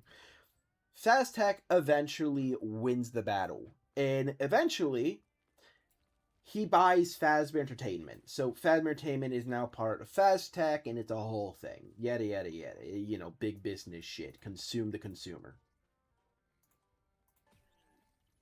Eventually, after this, Freddy Fazbear's reopens with safer designs. And eventually, a new and Toby's business opens up to great succession. Downside, the company's still going to shit. But the side brand of Kevin Cool Kids Pizza, using the unused mascots of Kevin Bergs, Nova Nonchalant, Jago the Burger Dragon, and Knight, the Ice Cream Knight, which are 4 mascots that were supposed to be used but were scrapped due to them being too out of pocket for the 50s. You get what I'm saying? Yeah. Now they are the big dogs. They are the big popular ones. They are the ones winning the show. They are basically now being the big dog. Whatever the fuck. They're the one who's running the show now, yeah. And eventually, Toby and the White Rabbit, Choo Choo the Puppet, and, well, all the other characters that you see in the series, including the new character that was made for the rerun, being Cream the Unicorn, which is another character that my buddy Grumpy wanted, which is fun to draw, but we did for 1 episode and we never touched it again because for a fucking unicorn? I mean kids like unicorns and shit. They eat garbage all the time. It, yeah. They like garbage. Oh, hey, nice. Damage negation. They like garbage. You can just make a freaking unicorn. It'll be fine. Fuck it, why not? Yeah, exactly. Eventually, these mascots work, but they aren't as popular as the originals. You get what I'm saying? They're good. They're really great. Classic. They're great, but they aren't selling. Toby's isn't working. And since Faztech, now rebranded as Cool Kids Entertainment, is now in control of the whole, brand, they make the call. Rebrand every single Toby's into a Kevin Cool Kids. These other mascots can be filler characters in case an animatronic is, non-functional, broken, damaged even. You get what I'm saying? Hey, yeah. Our main lineup, Kevin, is damaged. Put Toby on stage. Let him make the kids laugh a bit. You get what I'm saying? Do some goofy shit. Just kind of just use them as, like, backup characters. Yeah, it's like how in the old Chuck E. Cheese, how when the older characters were gone, they had, like, this is a reference to Chuck E. Cheese in their sideshows, when they had the adult bars with, like, the side characters. Like the King, or... Yes, this is a kind of a hybrid of a lot of like real life inspirations, by the way. I used to love the old Chuck E. Cheese animatronics, and one of them that I remember is the King. Yeah, it is literally just called the King, and it was based on Elvis Presley. Well, yeah, Elvis Presley, the king of pop. And then they made the Prince for like Michael Jackson, and it was cool. It was cool. It was hip in the 90s, It was one of those times where people said, "Fuck it, let's see what we can make." So basically, Murray's Costume Manor made officially mascot animatronic versions of these characters, and it worked. It worked out pretty good for a good while. Until it didn't. Eventually, Murray's realized that these characters aren't selling. No one likes these unicorn. No one likes the fucking unicorn. No one likes them at all. Like, no one is, like, whenever these new characters are on stage, when the other ones are down, they're just not getting the numbers that they're getting with Kevin or Nova or the main gang, which is called the Cool Kid Gang. Probably. I was gonna say the Cool Kids Club, but then I realized the implication. Oh no! There was a situation where they're gonna call it the Cool Kids Club with KKK, and then everyone was like, "Fuck it, no, we are not doing this." And then the KKK happened. The Cool Kids Club, but it's spelled with a K because they are cool. And then he realized, like, okay, this is spelling something we don't want. We're skipping this shit. we are not doing this. I still hold this company. Get this shit out of my face. No more. Well, No. here's the thing. No. Evan might be a dick. He might be a bit of a crude person, But he's better than but Afton. he's a good guy. He knows the limitations. He knows what safety standards work, and he knows when is not a good time to fuck up. He knows when to pull out. Unlike most people. I can make this joke. It's my series. I can make whatever jokes I want. Shut up. And so eventually, Evan Afton does the thing. He says, get rid of these new characters, get rid of the filler characters, and sell them off to some other company. So the unicorn goes to a theme park, Toby and Choo Choo get merged into one, and Toby gets rebranded into Toby and Toby Talks a Lot. That's where his name comes from. Because now he has Choo Choo, and Choo Choo's gimmick is Choo Choo's a puppet, and what do puppets do? Never shut the up. They will never shut the fuck up. Exactly. So the point being, eventually over the years, Toby and Choo Choo become this sideshow. They don't ever become the main characters ever again. They are basically now this sideshow cast of characters that everyone kind of remembered as just being this weird era-driven character that was part of a bigger brand, but is no longer there anymore. It's gone. It's fucked. It's like Toby and Friends doesn't exist anymore. It is now just Kevin Cool Kid's domain. It's now just Kevin. Exactly. And so eventually, Kevin and the gang basically run for years. The show does great. And then that's when the first tape comes in. And basically, to explain the lore of each tape, I'll organize the ones that I have in the listing. One sec, I need to actually go to my YouTube page for this. Real quickly. And so the first video of the Cool Kid tapes is actually going to be, if we go all the way down, the first part of the series is actually if I remember correctly, it's probably deeper down here. It is the show tape 1999 and how to retrofit your robots.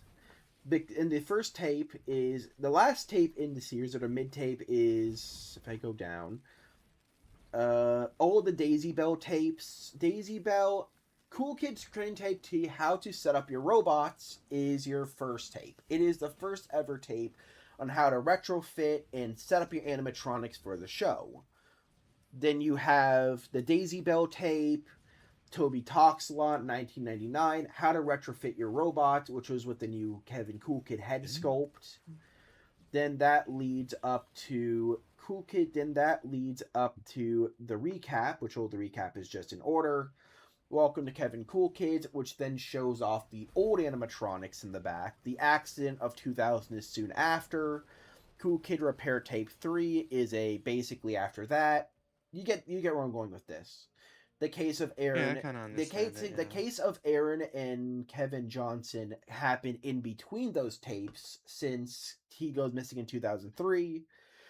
Then the reopening tape is the most recent, because after the case of Kevin and Aaron, the company went through some controversy with two owners of establishment going missing. How are we supposed to cover it up? So Cool Kids shuts down for some animatronic re-renovations and re-theming. That's when they remove the old animatronics, put the new ones in, and so on.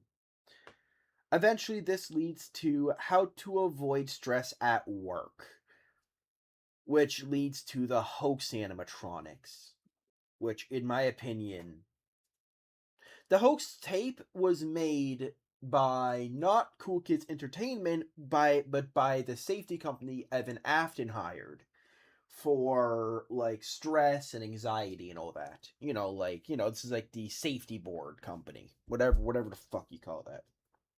Mm-hmm. Or this is what do you call it, like the board of safety administrators? I have no idea.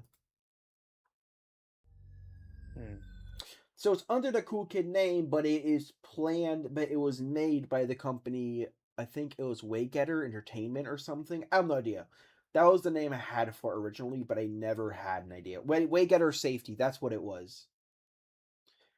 And then eventually the hoaxes and employees start complaining about headaches and weird, freaky animatronics. And that's when they swap out from the old, clunky ones to the brand new, more smoother ones. That's like the idea, is the older ones had something wrong with them. Something in them was deeply wrong because these are like the old versions. These are the prototype versions that were made during the era of, I think, the ice cream and burger brand. That's when that happened. That's when the creepy looking boxy models were. So the newer ones are made with more better proportions than the older ones. Eventually, at near the end of the tape, eventually, if we're going to the most recent tape, that would be when Charlie, one of Evan's closest friends, his childhood friend, asked for a job because, she's in college or something. I don't fucking know. The lore's weird. And she wants a job, and Evan says, hey, I can give you the night shift.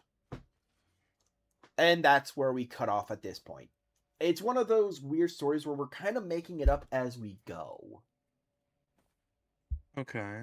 I'm making it up as I go, mostly because I don't really know where I'm gonna take it. It's like one of those things of, I could just go straight up FNAF and be like, oh, she dies. But it's like, that wouldn't really work. It's not gonna work. It's not gonna look good. You get what I'm saying? It's like, it'll be like, oh, go look at that. Random death happens. Ah, spooky, scary. No, I don't want my series to be scary death. Like, Walton Files.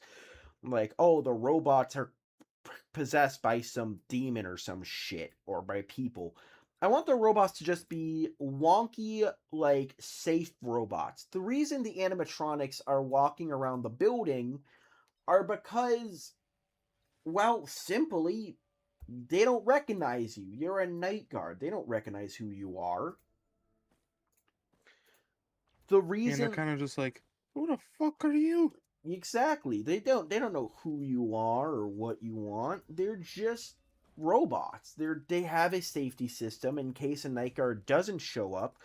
The animatronics have an automatic night mode. So if there's a loud noise that happens in the building, the robots can kind of just boop boop boop boop on, turn on, and just look around and see if anything is weird. And if they see something out of place, they trigger some alarm system in their system that triggers the authorities. They trigger some internal alarm or something.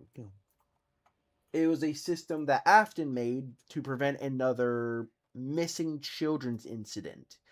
So if something does go wrong, it just calls the authorities and doesn't lead to many big issues. That's like my theory on it. It's like, this was a safety measure made by Afton to make sure that Evan, so that another incident doesn't happen again. He doesn't want another accident. He doesn't want another missing persons case. That will ruin his business. So he puts all this safe, and also these robots are freaking expensive. I should mention that the Cool Kid animatronics are more expensive than the Freddy Fazbear ones by like 2 times as much. They're like basically like the toy animatronics safety features in the classic FNAF 1 animatronics. That's the kind of safety. Like, he put money to make sure that nothing goes wrong. And it works. There are no crime, no business. And eventually, William Afton, and the Freddy Fazbear starts going down in business. The experiments happen, weird shit happens, missing persons case, death. The bad shit happens. That's like the whole gimmick of it. It's like, it's meant to be like a more realistic version of like what the Cool Kid tapes are meant to be. Darker, grittier, and more, they're not meant to be dark and gritty. They're meant to feel like if the Cool Kid tapes had to be described, Walton Files mixed with FNAF with a little bit of like realism. You get what I'm saying? Yeah. So I just got a good look at my character and all the equipment that I have now. Uh, what the fuck am I? You are a autonomous flesh mechanical unit. Look at me. Okay. Look at all this shit. You are an automaton. You are flesh automaton. Now I'm gonna start working. Now I'm gonna start working on the withered suit, which is gonna take fucking forever. God dang it. So basically, lore-wise, the Cool Kid tapes kind of play out of order a little bit, mostly because I didn't know where to take the story. Okay. At the time, I was like, oh, this is going to be some creepy V8, like the original idea. So here's what the original idea for the Cool Kid tapes were. Originally, I will gladly say this, originally they were meant to be the case of like an alternate universe where William Afton goes missing. This another case of William Afton, like it was gonna originally it was the idea of I want to make like I love those VHS like analog I love old analog I love analog horror. I should have mentioned that I love analog horror to like an unhealthy degree. I love a lot of like analog horror because analog horror just has that grit. Like, have you ever seen those Minecraft ARG series? Like the ones where it's like, oh, this is a normal Minecraft player, and then it ends off being like, oh shit, that's dark. Oh, you mean like stuff like Verity and whatnot? No, worse than Verity. Like the one if some guy plays Minecraft and his wife dies because he ended like like he played hardcore or something with his wife, and then after her hardcore session she goes to go get groceries, and then somehow some way that leads to her dying in a car accident, and so he makes an artificial version of her in hardcore mode to try and prevent her death even though she died 4 years ago, kind of thing.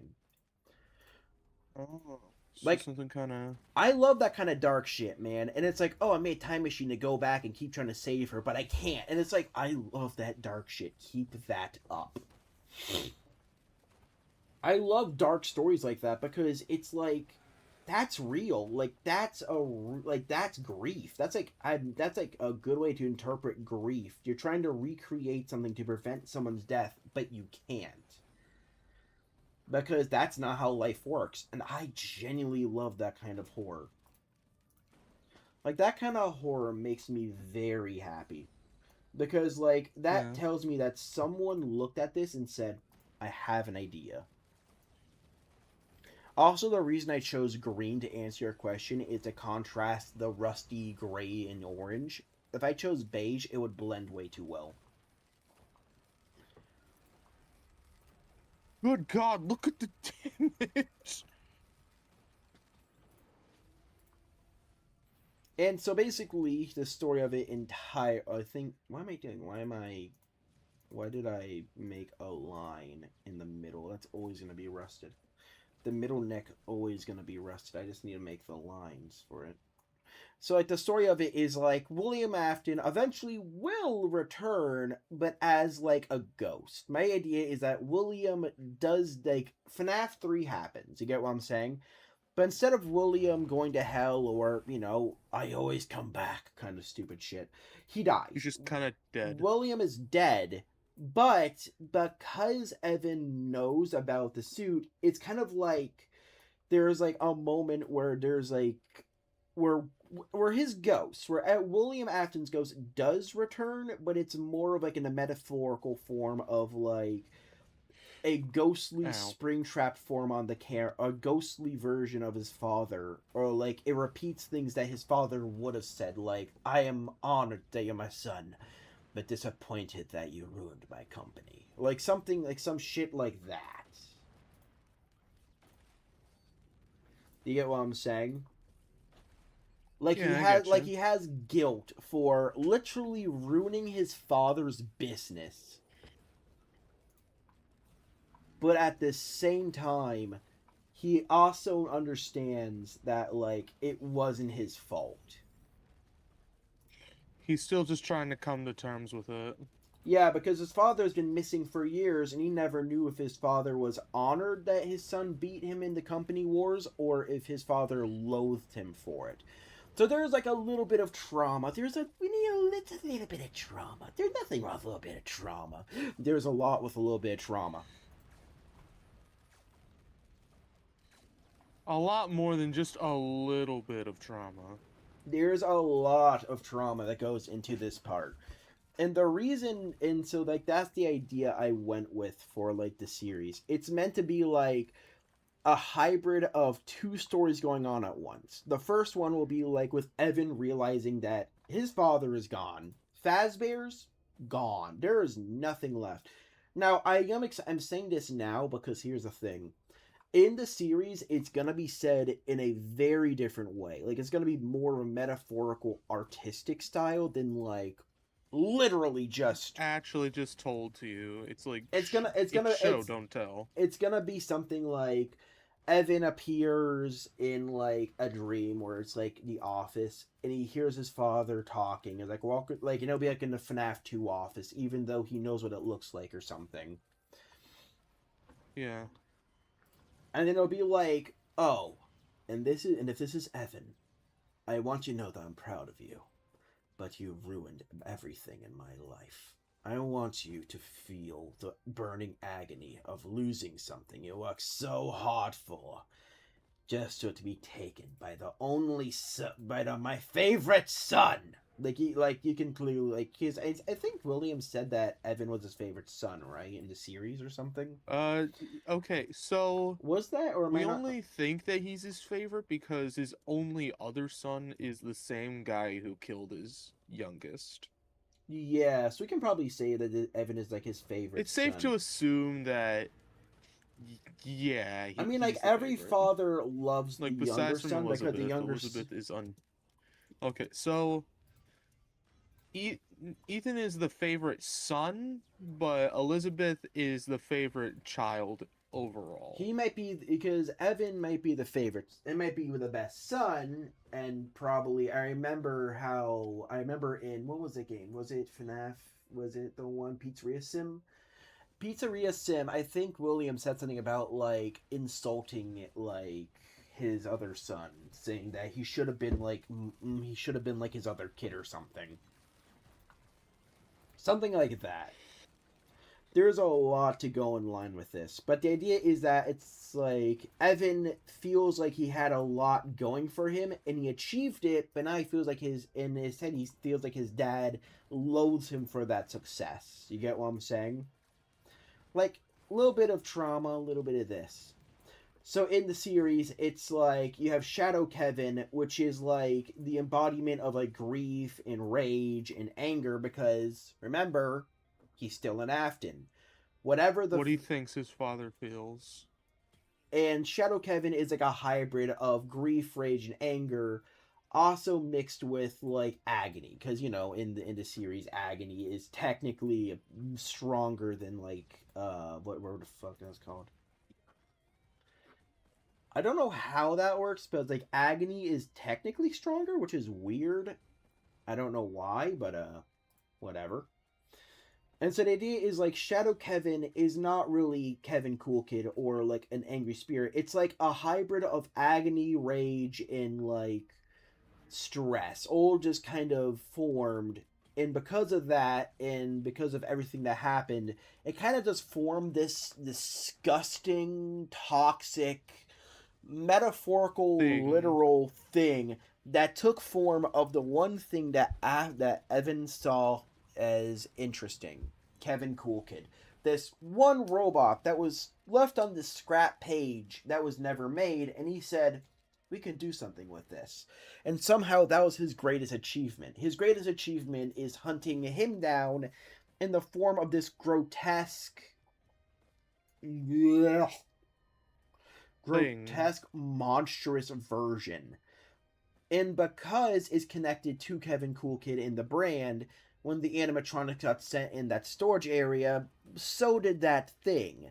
And because Aaron and Kevin located files talking about incident reports, it kind of made a negative fear like emotion, thus bringing in the thing and attracting it. And the thing thought it was Evan, and it, well, killed them.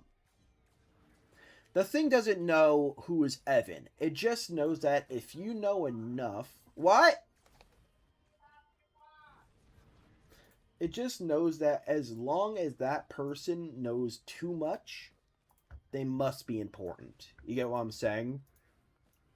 Yeah, I kind of see where you're going with that. Like, it's not inherently evil, it's just a manifestation of the worst possible outcome. Which is kind of the whole gimmick I wanted to do for Shadow Kevin, because everyone's like, oh, the monster is this evil, angry, belligerent spirit. Like, no! It's just a That's form. It's just an angry form of everything negative about one person materialized. Not in a It's phantom basically the ghost. personification of self-hatred. Exactly. Because he hates his family name, he hates what his father did, he hates everything that his father caused, but he can't do anything about it. Because that's not just attached to the family name.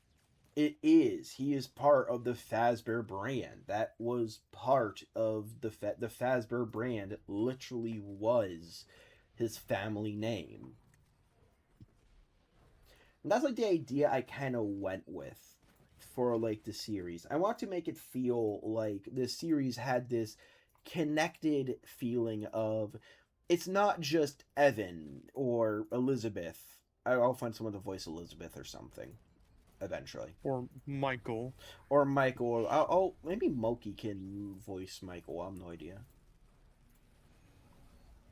You think you would want to do that? Probably not. Also, FNAF is kind of demonic. So Yo!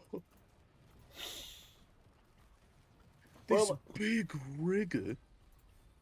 the idea of it was like the Cool Kid tapes aren't meant to talk about like the FNAF story is dark. I think I don't have to say that in like any tone. It's a dark story. It is a really dark story. Like I'm surprised someone as Christian as Scott Coffin could think of something like that. You get what I'm saying? Well, to be fair, he just kind of made it because, well, a lot of the other things he made, well, it just started as a missing. It just kind of started as a missing persons case, and then it kind of got worse from there. It became what it is today. Because he just I guess you can say he got a dark place and made something a bit gritty, and it just kind of worked.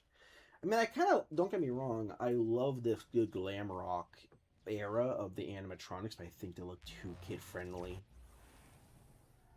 Bro, I literally just got a giant Midas golem at the tip of my fingers. What is this build? You are the definition of I'm going to kill a man with God on my side. Bro, look at all the equipment that I have in my inventory. So the idea of the Cool Kid tapes is it's not as dark. You're not gonna go gritty gore. William Afton kills a ton of people and then kills himself or something. No, yeah, not like typical FNAF analog. We're gonna go more in like what's a human torso look like? I gotta stop looking this shit up.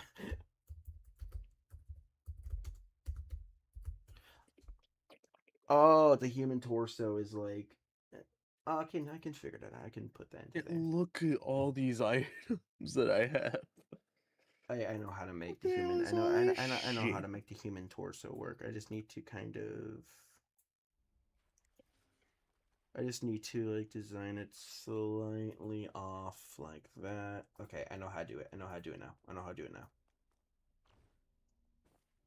I am not good at drawing human torsos, by the way. I'm trying to make this look as realistic as possible, and I'm not very good at it. You're fine. I'm trying Bro, to this design. is gonna go insane. I'm trying to design this to kind of feel like there's an actual body in there. So I'm trying to connect where the arms connect to the torso, connects to the jawbone, where the jawbone connects to the hip bone, where hip bone connects to the rotting corpse bone. I don't fucking know. The rotting corpse bone. I don't fucking know, dude. I'm trying to design a human torso in a springlock suit. So the idea is that like William is dead. There is no the main monster isn't William Afton. There is no third fire because that legacy is dead. Also, what does everything end? I think I know why everything ends with fire. I think I understand why. It's because the Christian thing. It is a Christian thing.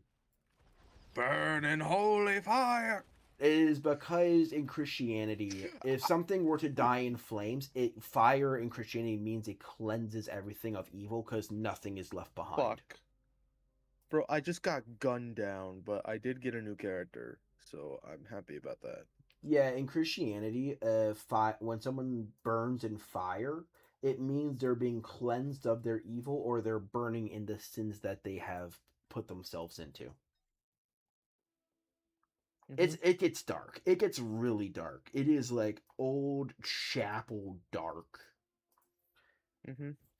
So like I think that's why fire is like such a big play because it shows how evil William Afton is. Because even after being burned multiple fucking times, he goes nuh-uh. Oh, I'm a melee character now. He goes nuh-uh. Oh, William boy. Afton, you should be dead. You burned nuh-uh. What do you mean nuh-uh? Nuh-uh. Okay, so if I just grab this guy, then I go, come here. Okay, I'm going to have to design the outer, redesign this, and then redesign the lock mechanism on the side for the body inside. I think that looks better. What do you think? It's a bit more stiff, but it's meant to look a bit more stiff.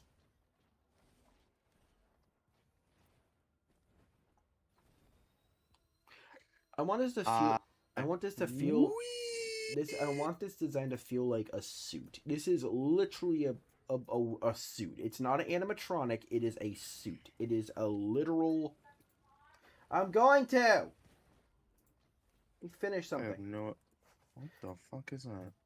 So, like, the idea of the story is, like, instead of it being about, oh, William Afton is back, and now he's going to kill a fucking ton of children again, and now they're going to possess a robot, and then they're going to become this fucking abomination. You get what I'm saying?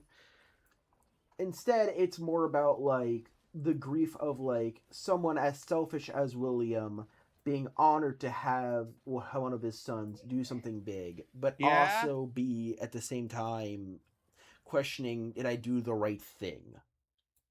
Yeah, okay. Can you hold that for a second? All right. Yeah. I'm just finish up the suit. Yeah, I work hard on these. I work hard on my stories, guys. I work hard on this shit. The reason the tapes take so long is because I have to edit. They're not like I'm not animating them.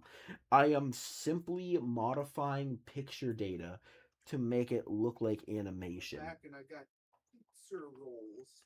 Nice. The reason the animation takes so long for the Cool Kid tapes isn't because I'm lazy. It's because, do you know how long it takes to generate and make all these designs? This design takes forever. A lot of my redesigns for characters are just me referencing old pictures and trying to make the pictures work. Pizza rolls. What do you think of this for the redesigned Corpse Rabbit? Yeah, he's literally just called Corpse Rabbit.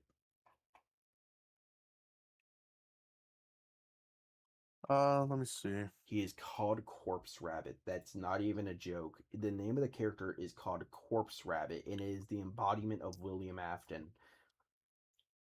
Just call him Mortem or something. I don't know. Also, I'm going to design some like rips and tears along the suit line to kind of like reveal some more of the gray. So it kind of makes it easier to work with when it comes to redesigns. The idea for Corpse Rabbit is that it's not William Afton in the suit, it's someone. Someone who got hurt because of William, and that's kind of like the main look of it. Corpse Rabbit isn't evil. He is basically stuck in one of William's tests, technically. So technically it's Springtrap without it being, belligerent, angry, evil asshole. Mm-hmm. Also, the reason I made the suit's eyes and the white one look uncanny is because I want to make them look freaky as hell.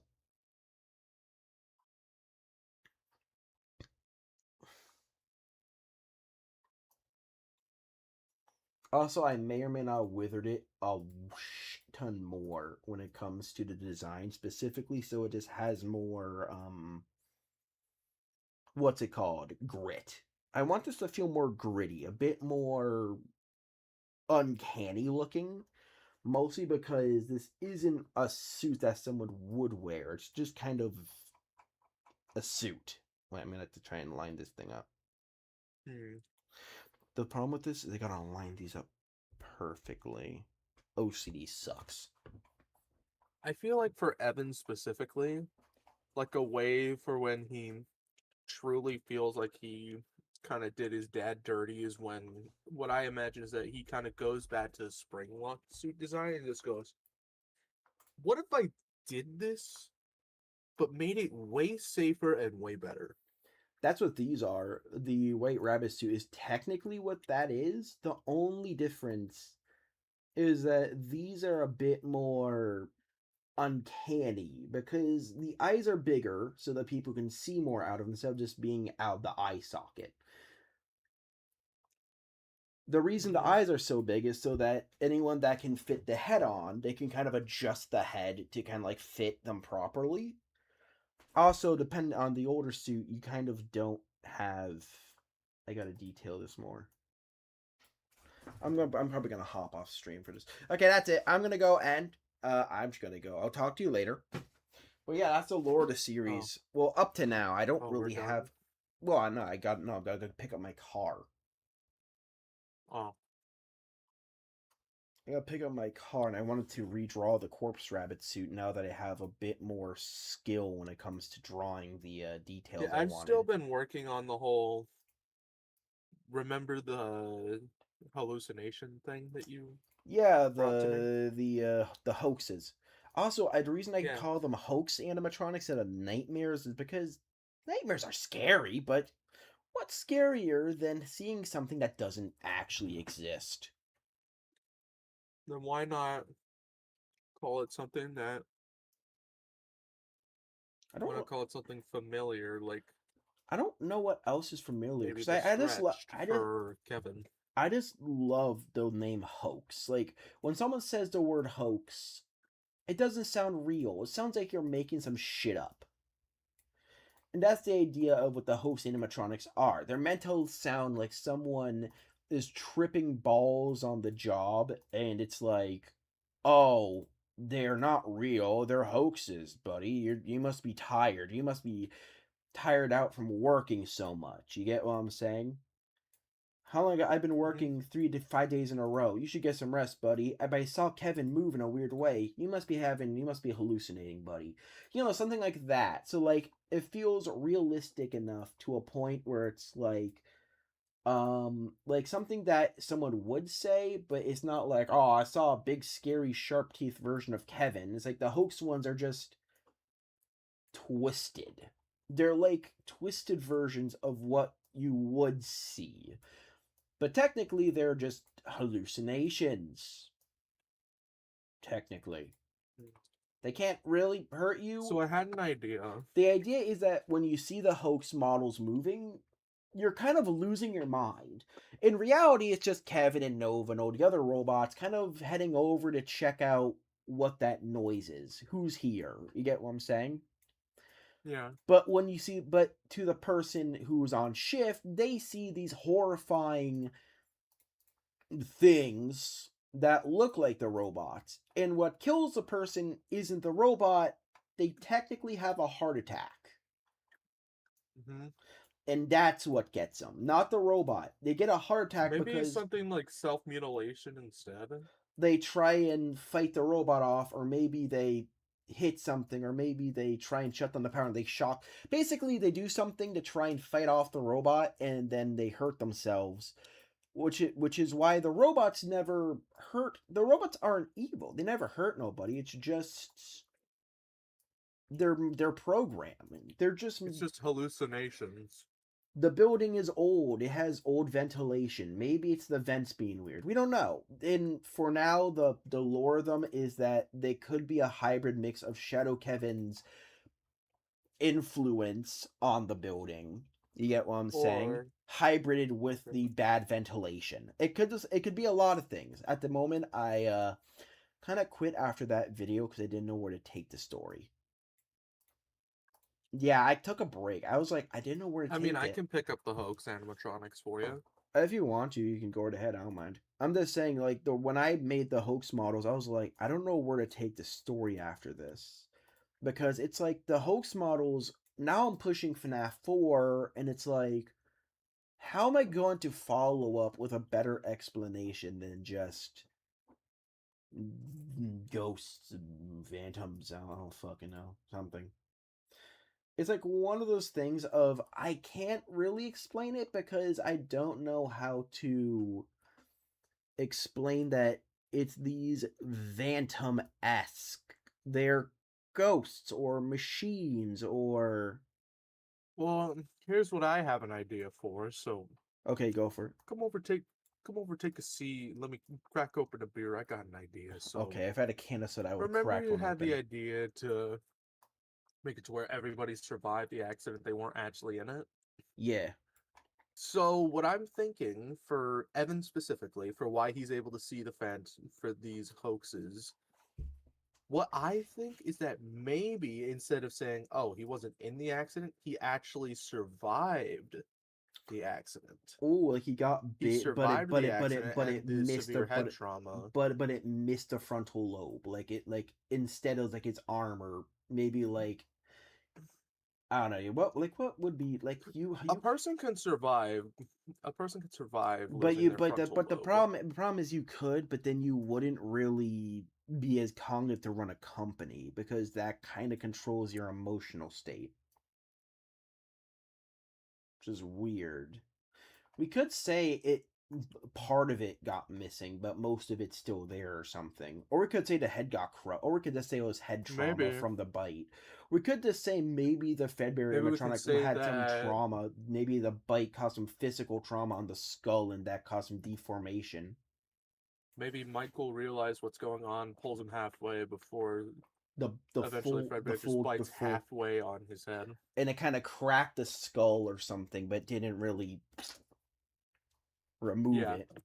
Because the thing is, I had to live to suffer one of my climate science classes. For some reason, you can survive having your head crushed, but you will get major brain damage. But you can survive having major brain damage, but you can have severe psychosis because of it. Yeah, so that's what I'm thinking. That's how the hoaxes are real to people. So maybe it's like part of Evan's psyche just leaking out a little bit. Yeah. Like, since Shadow Kevin is formed from that trauma and fear, it could just be feeding off of that and just forming some Abominations, yeah. That I kind of like. I do kind of like that, though. That's actually really good. I'm gonna read. Yeah, a little bit of a weird thing that I like to do sometimes when designing stuff is that I hop on Spore. we gotta lobotomize him. Oh god, give Evan a lobotomy. Hold on, that's when you remove the frontal lobe, right? No. What the fuck is a lobotomy then? At least I don't believe that's what a lobotomy is. Give me a sec, let me look it up. Let me look up what a lobotomy. Welcome to Lobotomy Company.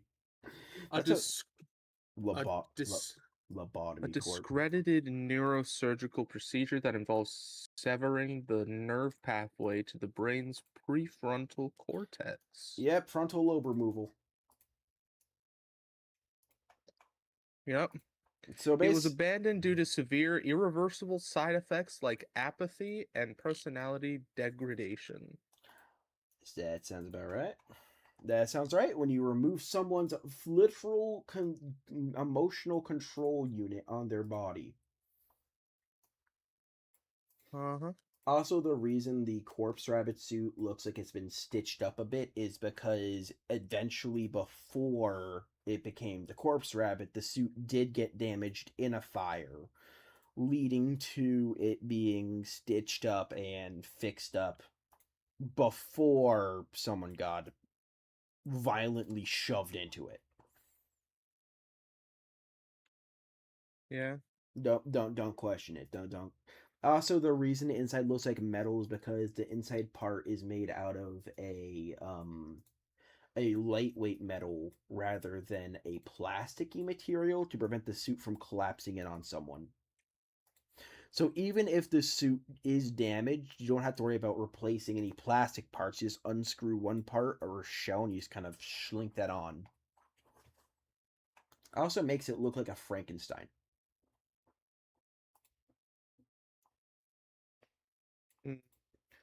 I feel like if we ever had FNAF and Fortnite, we'd have bring Springtrap, make battle ready Springtrap. I would love a battle royale Springtrap. Bring that shit. Bring my man Springtrap in the game. Make his make his weapon just make him have a custom throwable weapon, which is just a throwable axe at someone.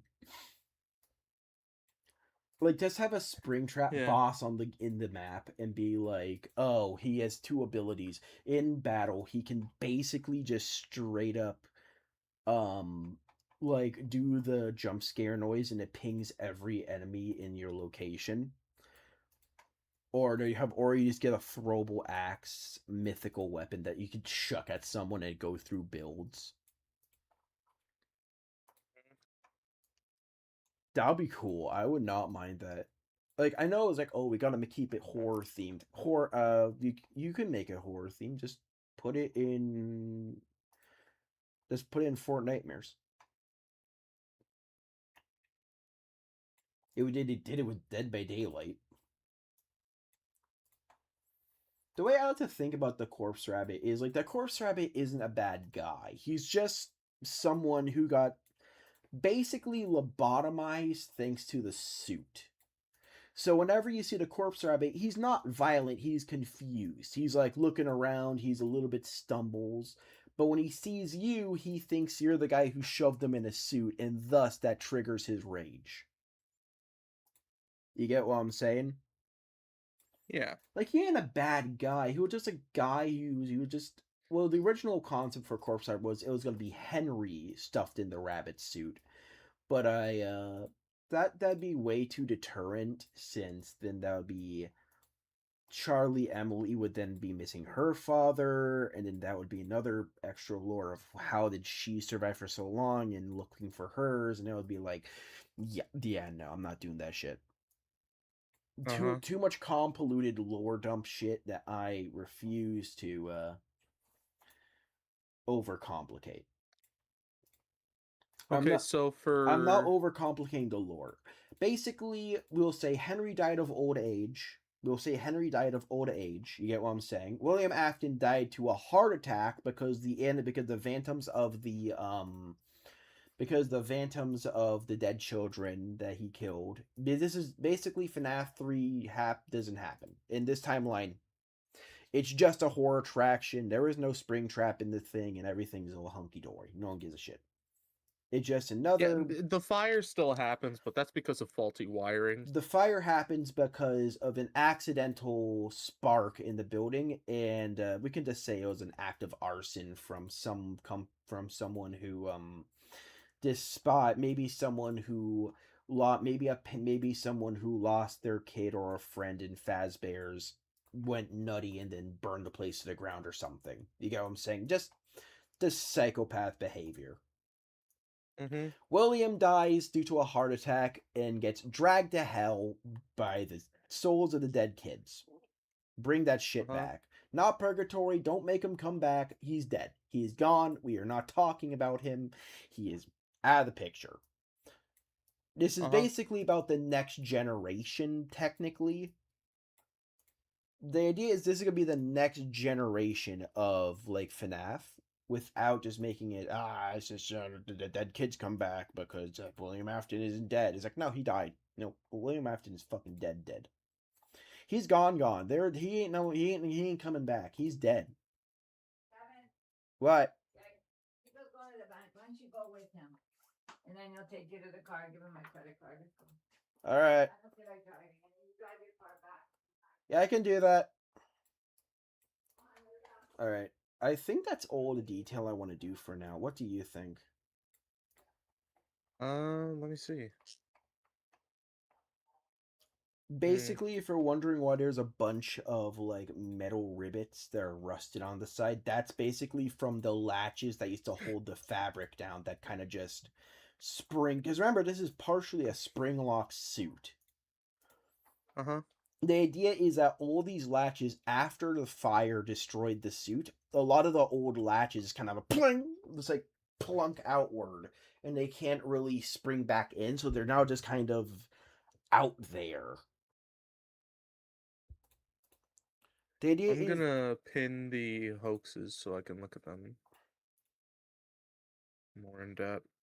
The idea is that, like, the suit itself is meant to be a definition of it was once a functional suit.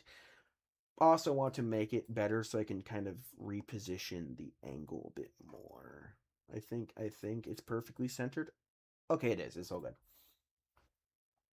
The idea of the suits were that the clean version is what the original Murray's Costume Manor version was, and this is what it looked like after. So you can clearly see there was some flaws with the suit.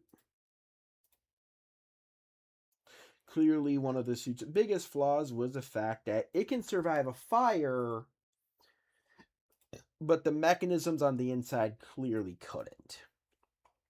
The inside of the suit wasn't damaged. It was the outside that got damaged. And then they tried to fix it and it got burned again.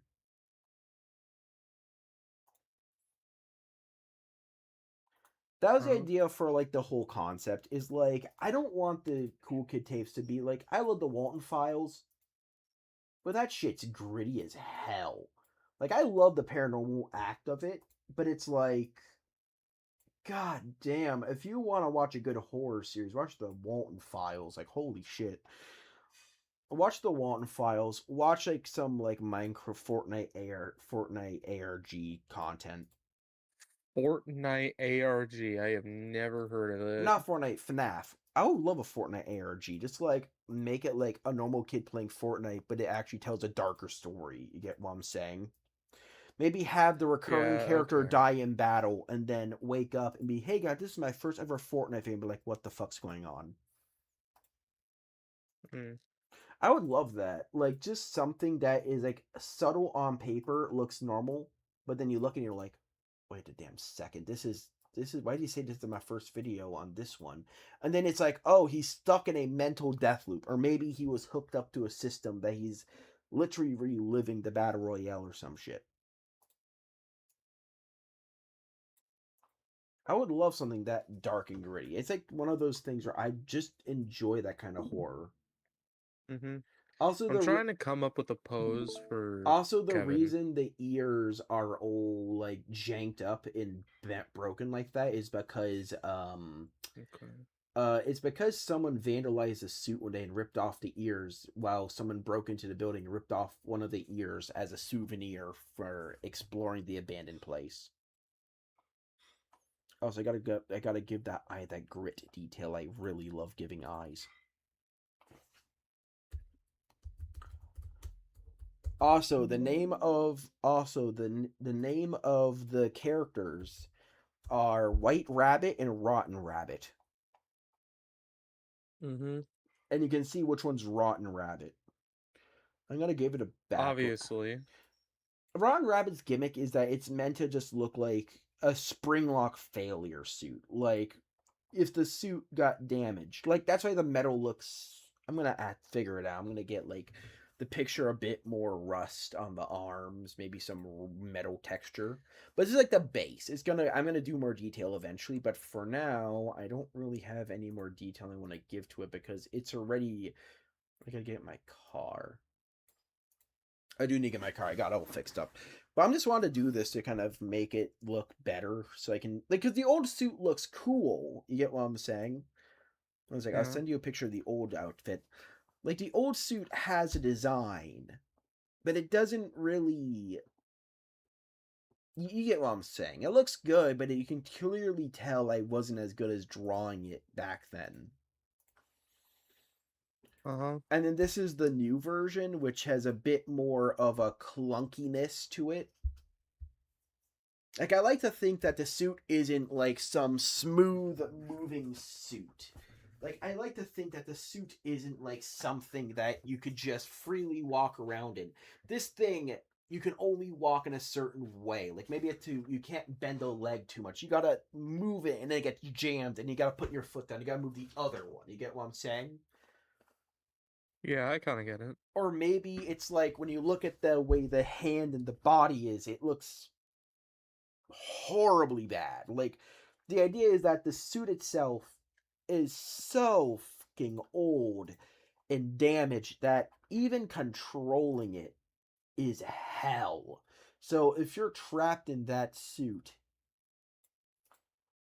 it's hell. And that's the Good idea. fucking luck.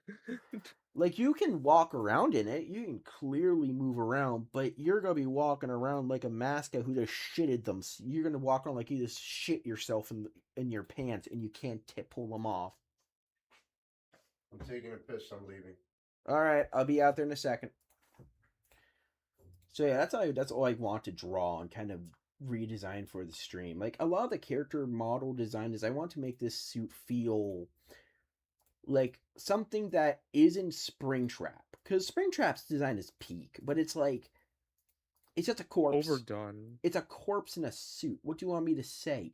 It's a corpse in a suit. It is a literal definition of a dead body in a suit, or whatever is left It's of a literally the antithesis of beating a dead horse. I mean, William Afton gets burned and comes back. You are being the shit out of a dead horse, metaphorically and literally. And literally and metaphorically, you're being the shit out of a dead horse. I'm gonna actually keep the other hand green because I don't want to change that. Should I keep? I want to keep one hand at least green. I might as well keep one hand green. The idea for the suit is it's clunky, it's slow, it's damaged. Clearly, whenever you step, your spring lock could go clank and you won't feel it, but now you're limited by movement. You gotta try and pry that thing open again. And it's like, that uncomfortableness. Uh-huh. I'm gonna go. I gotta get my car. I'll be back in a bit. Alright. Chat, we're gonna go now. Have a good time. I'm glad anyone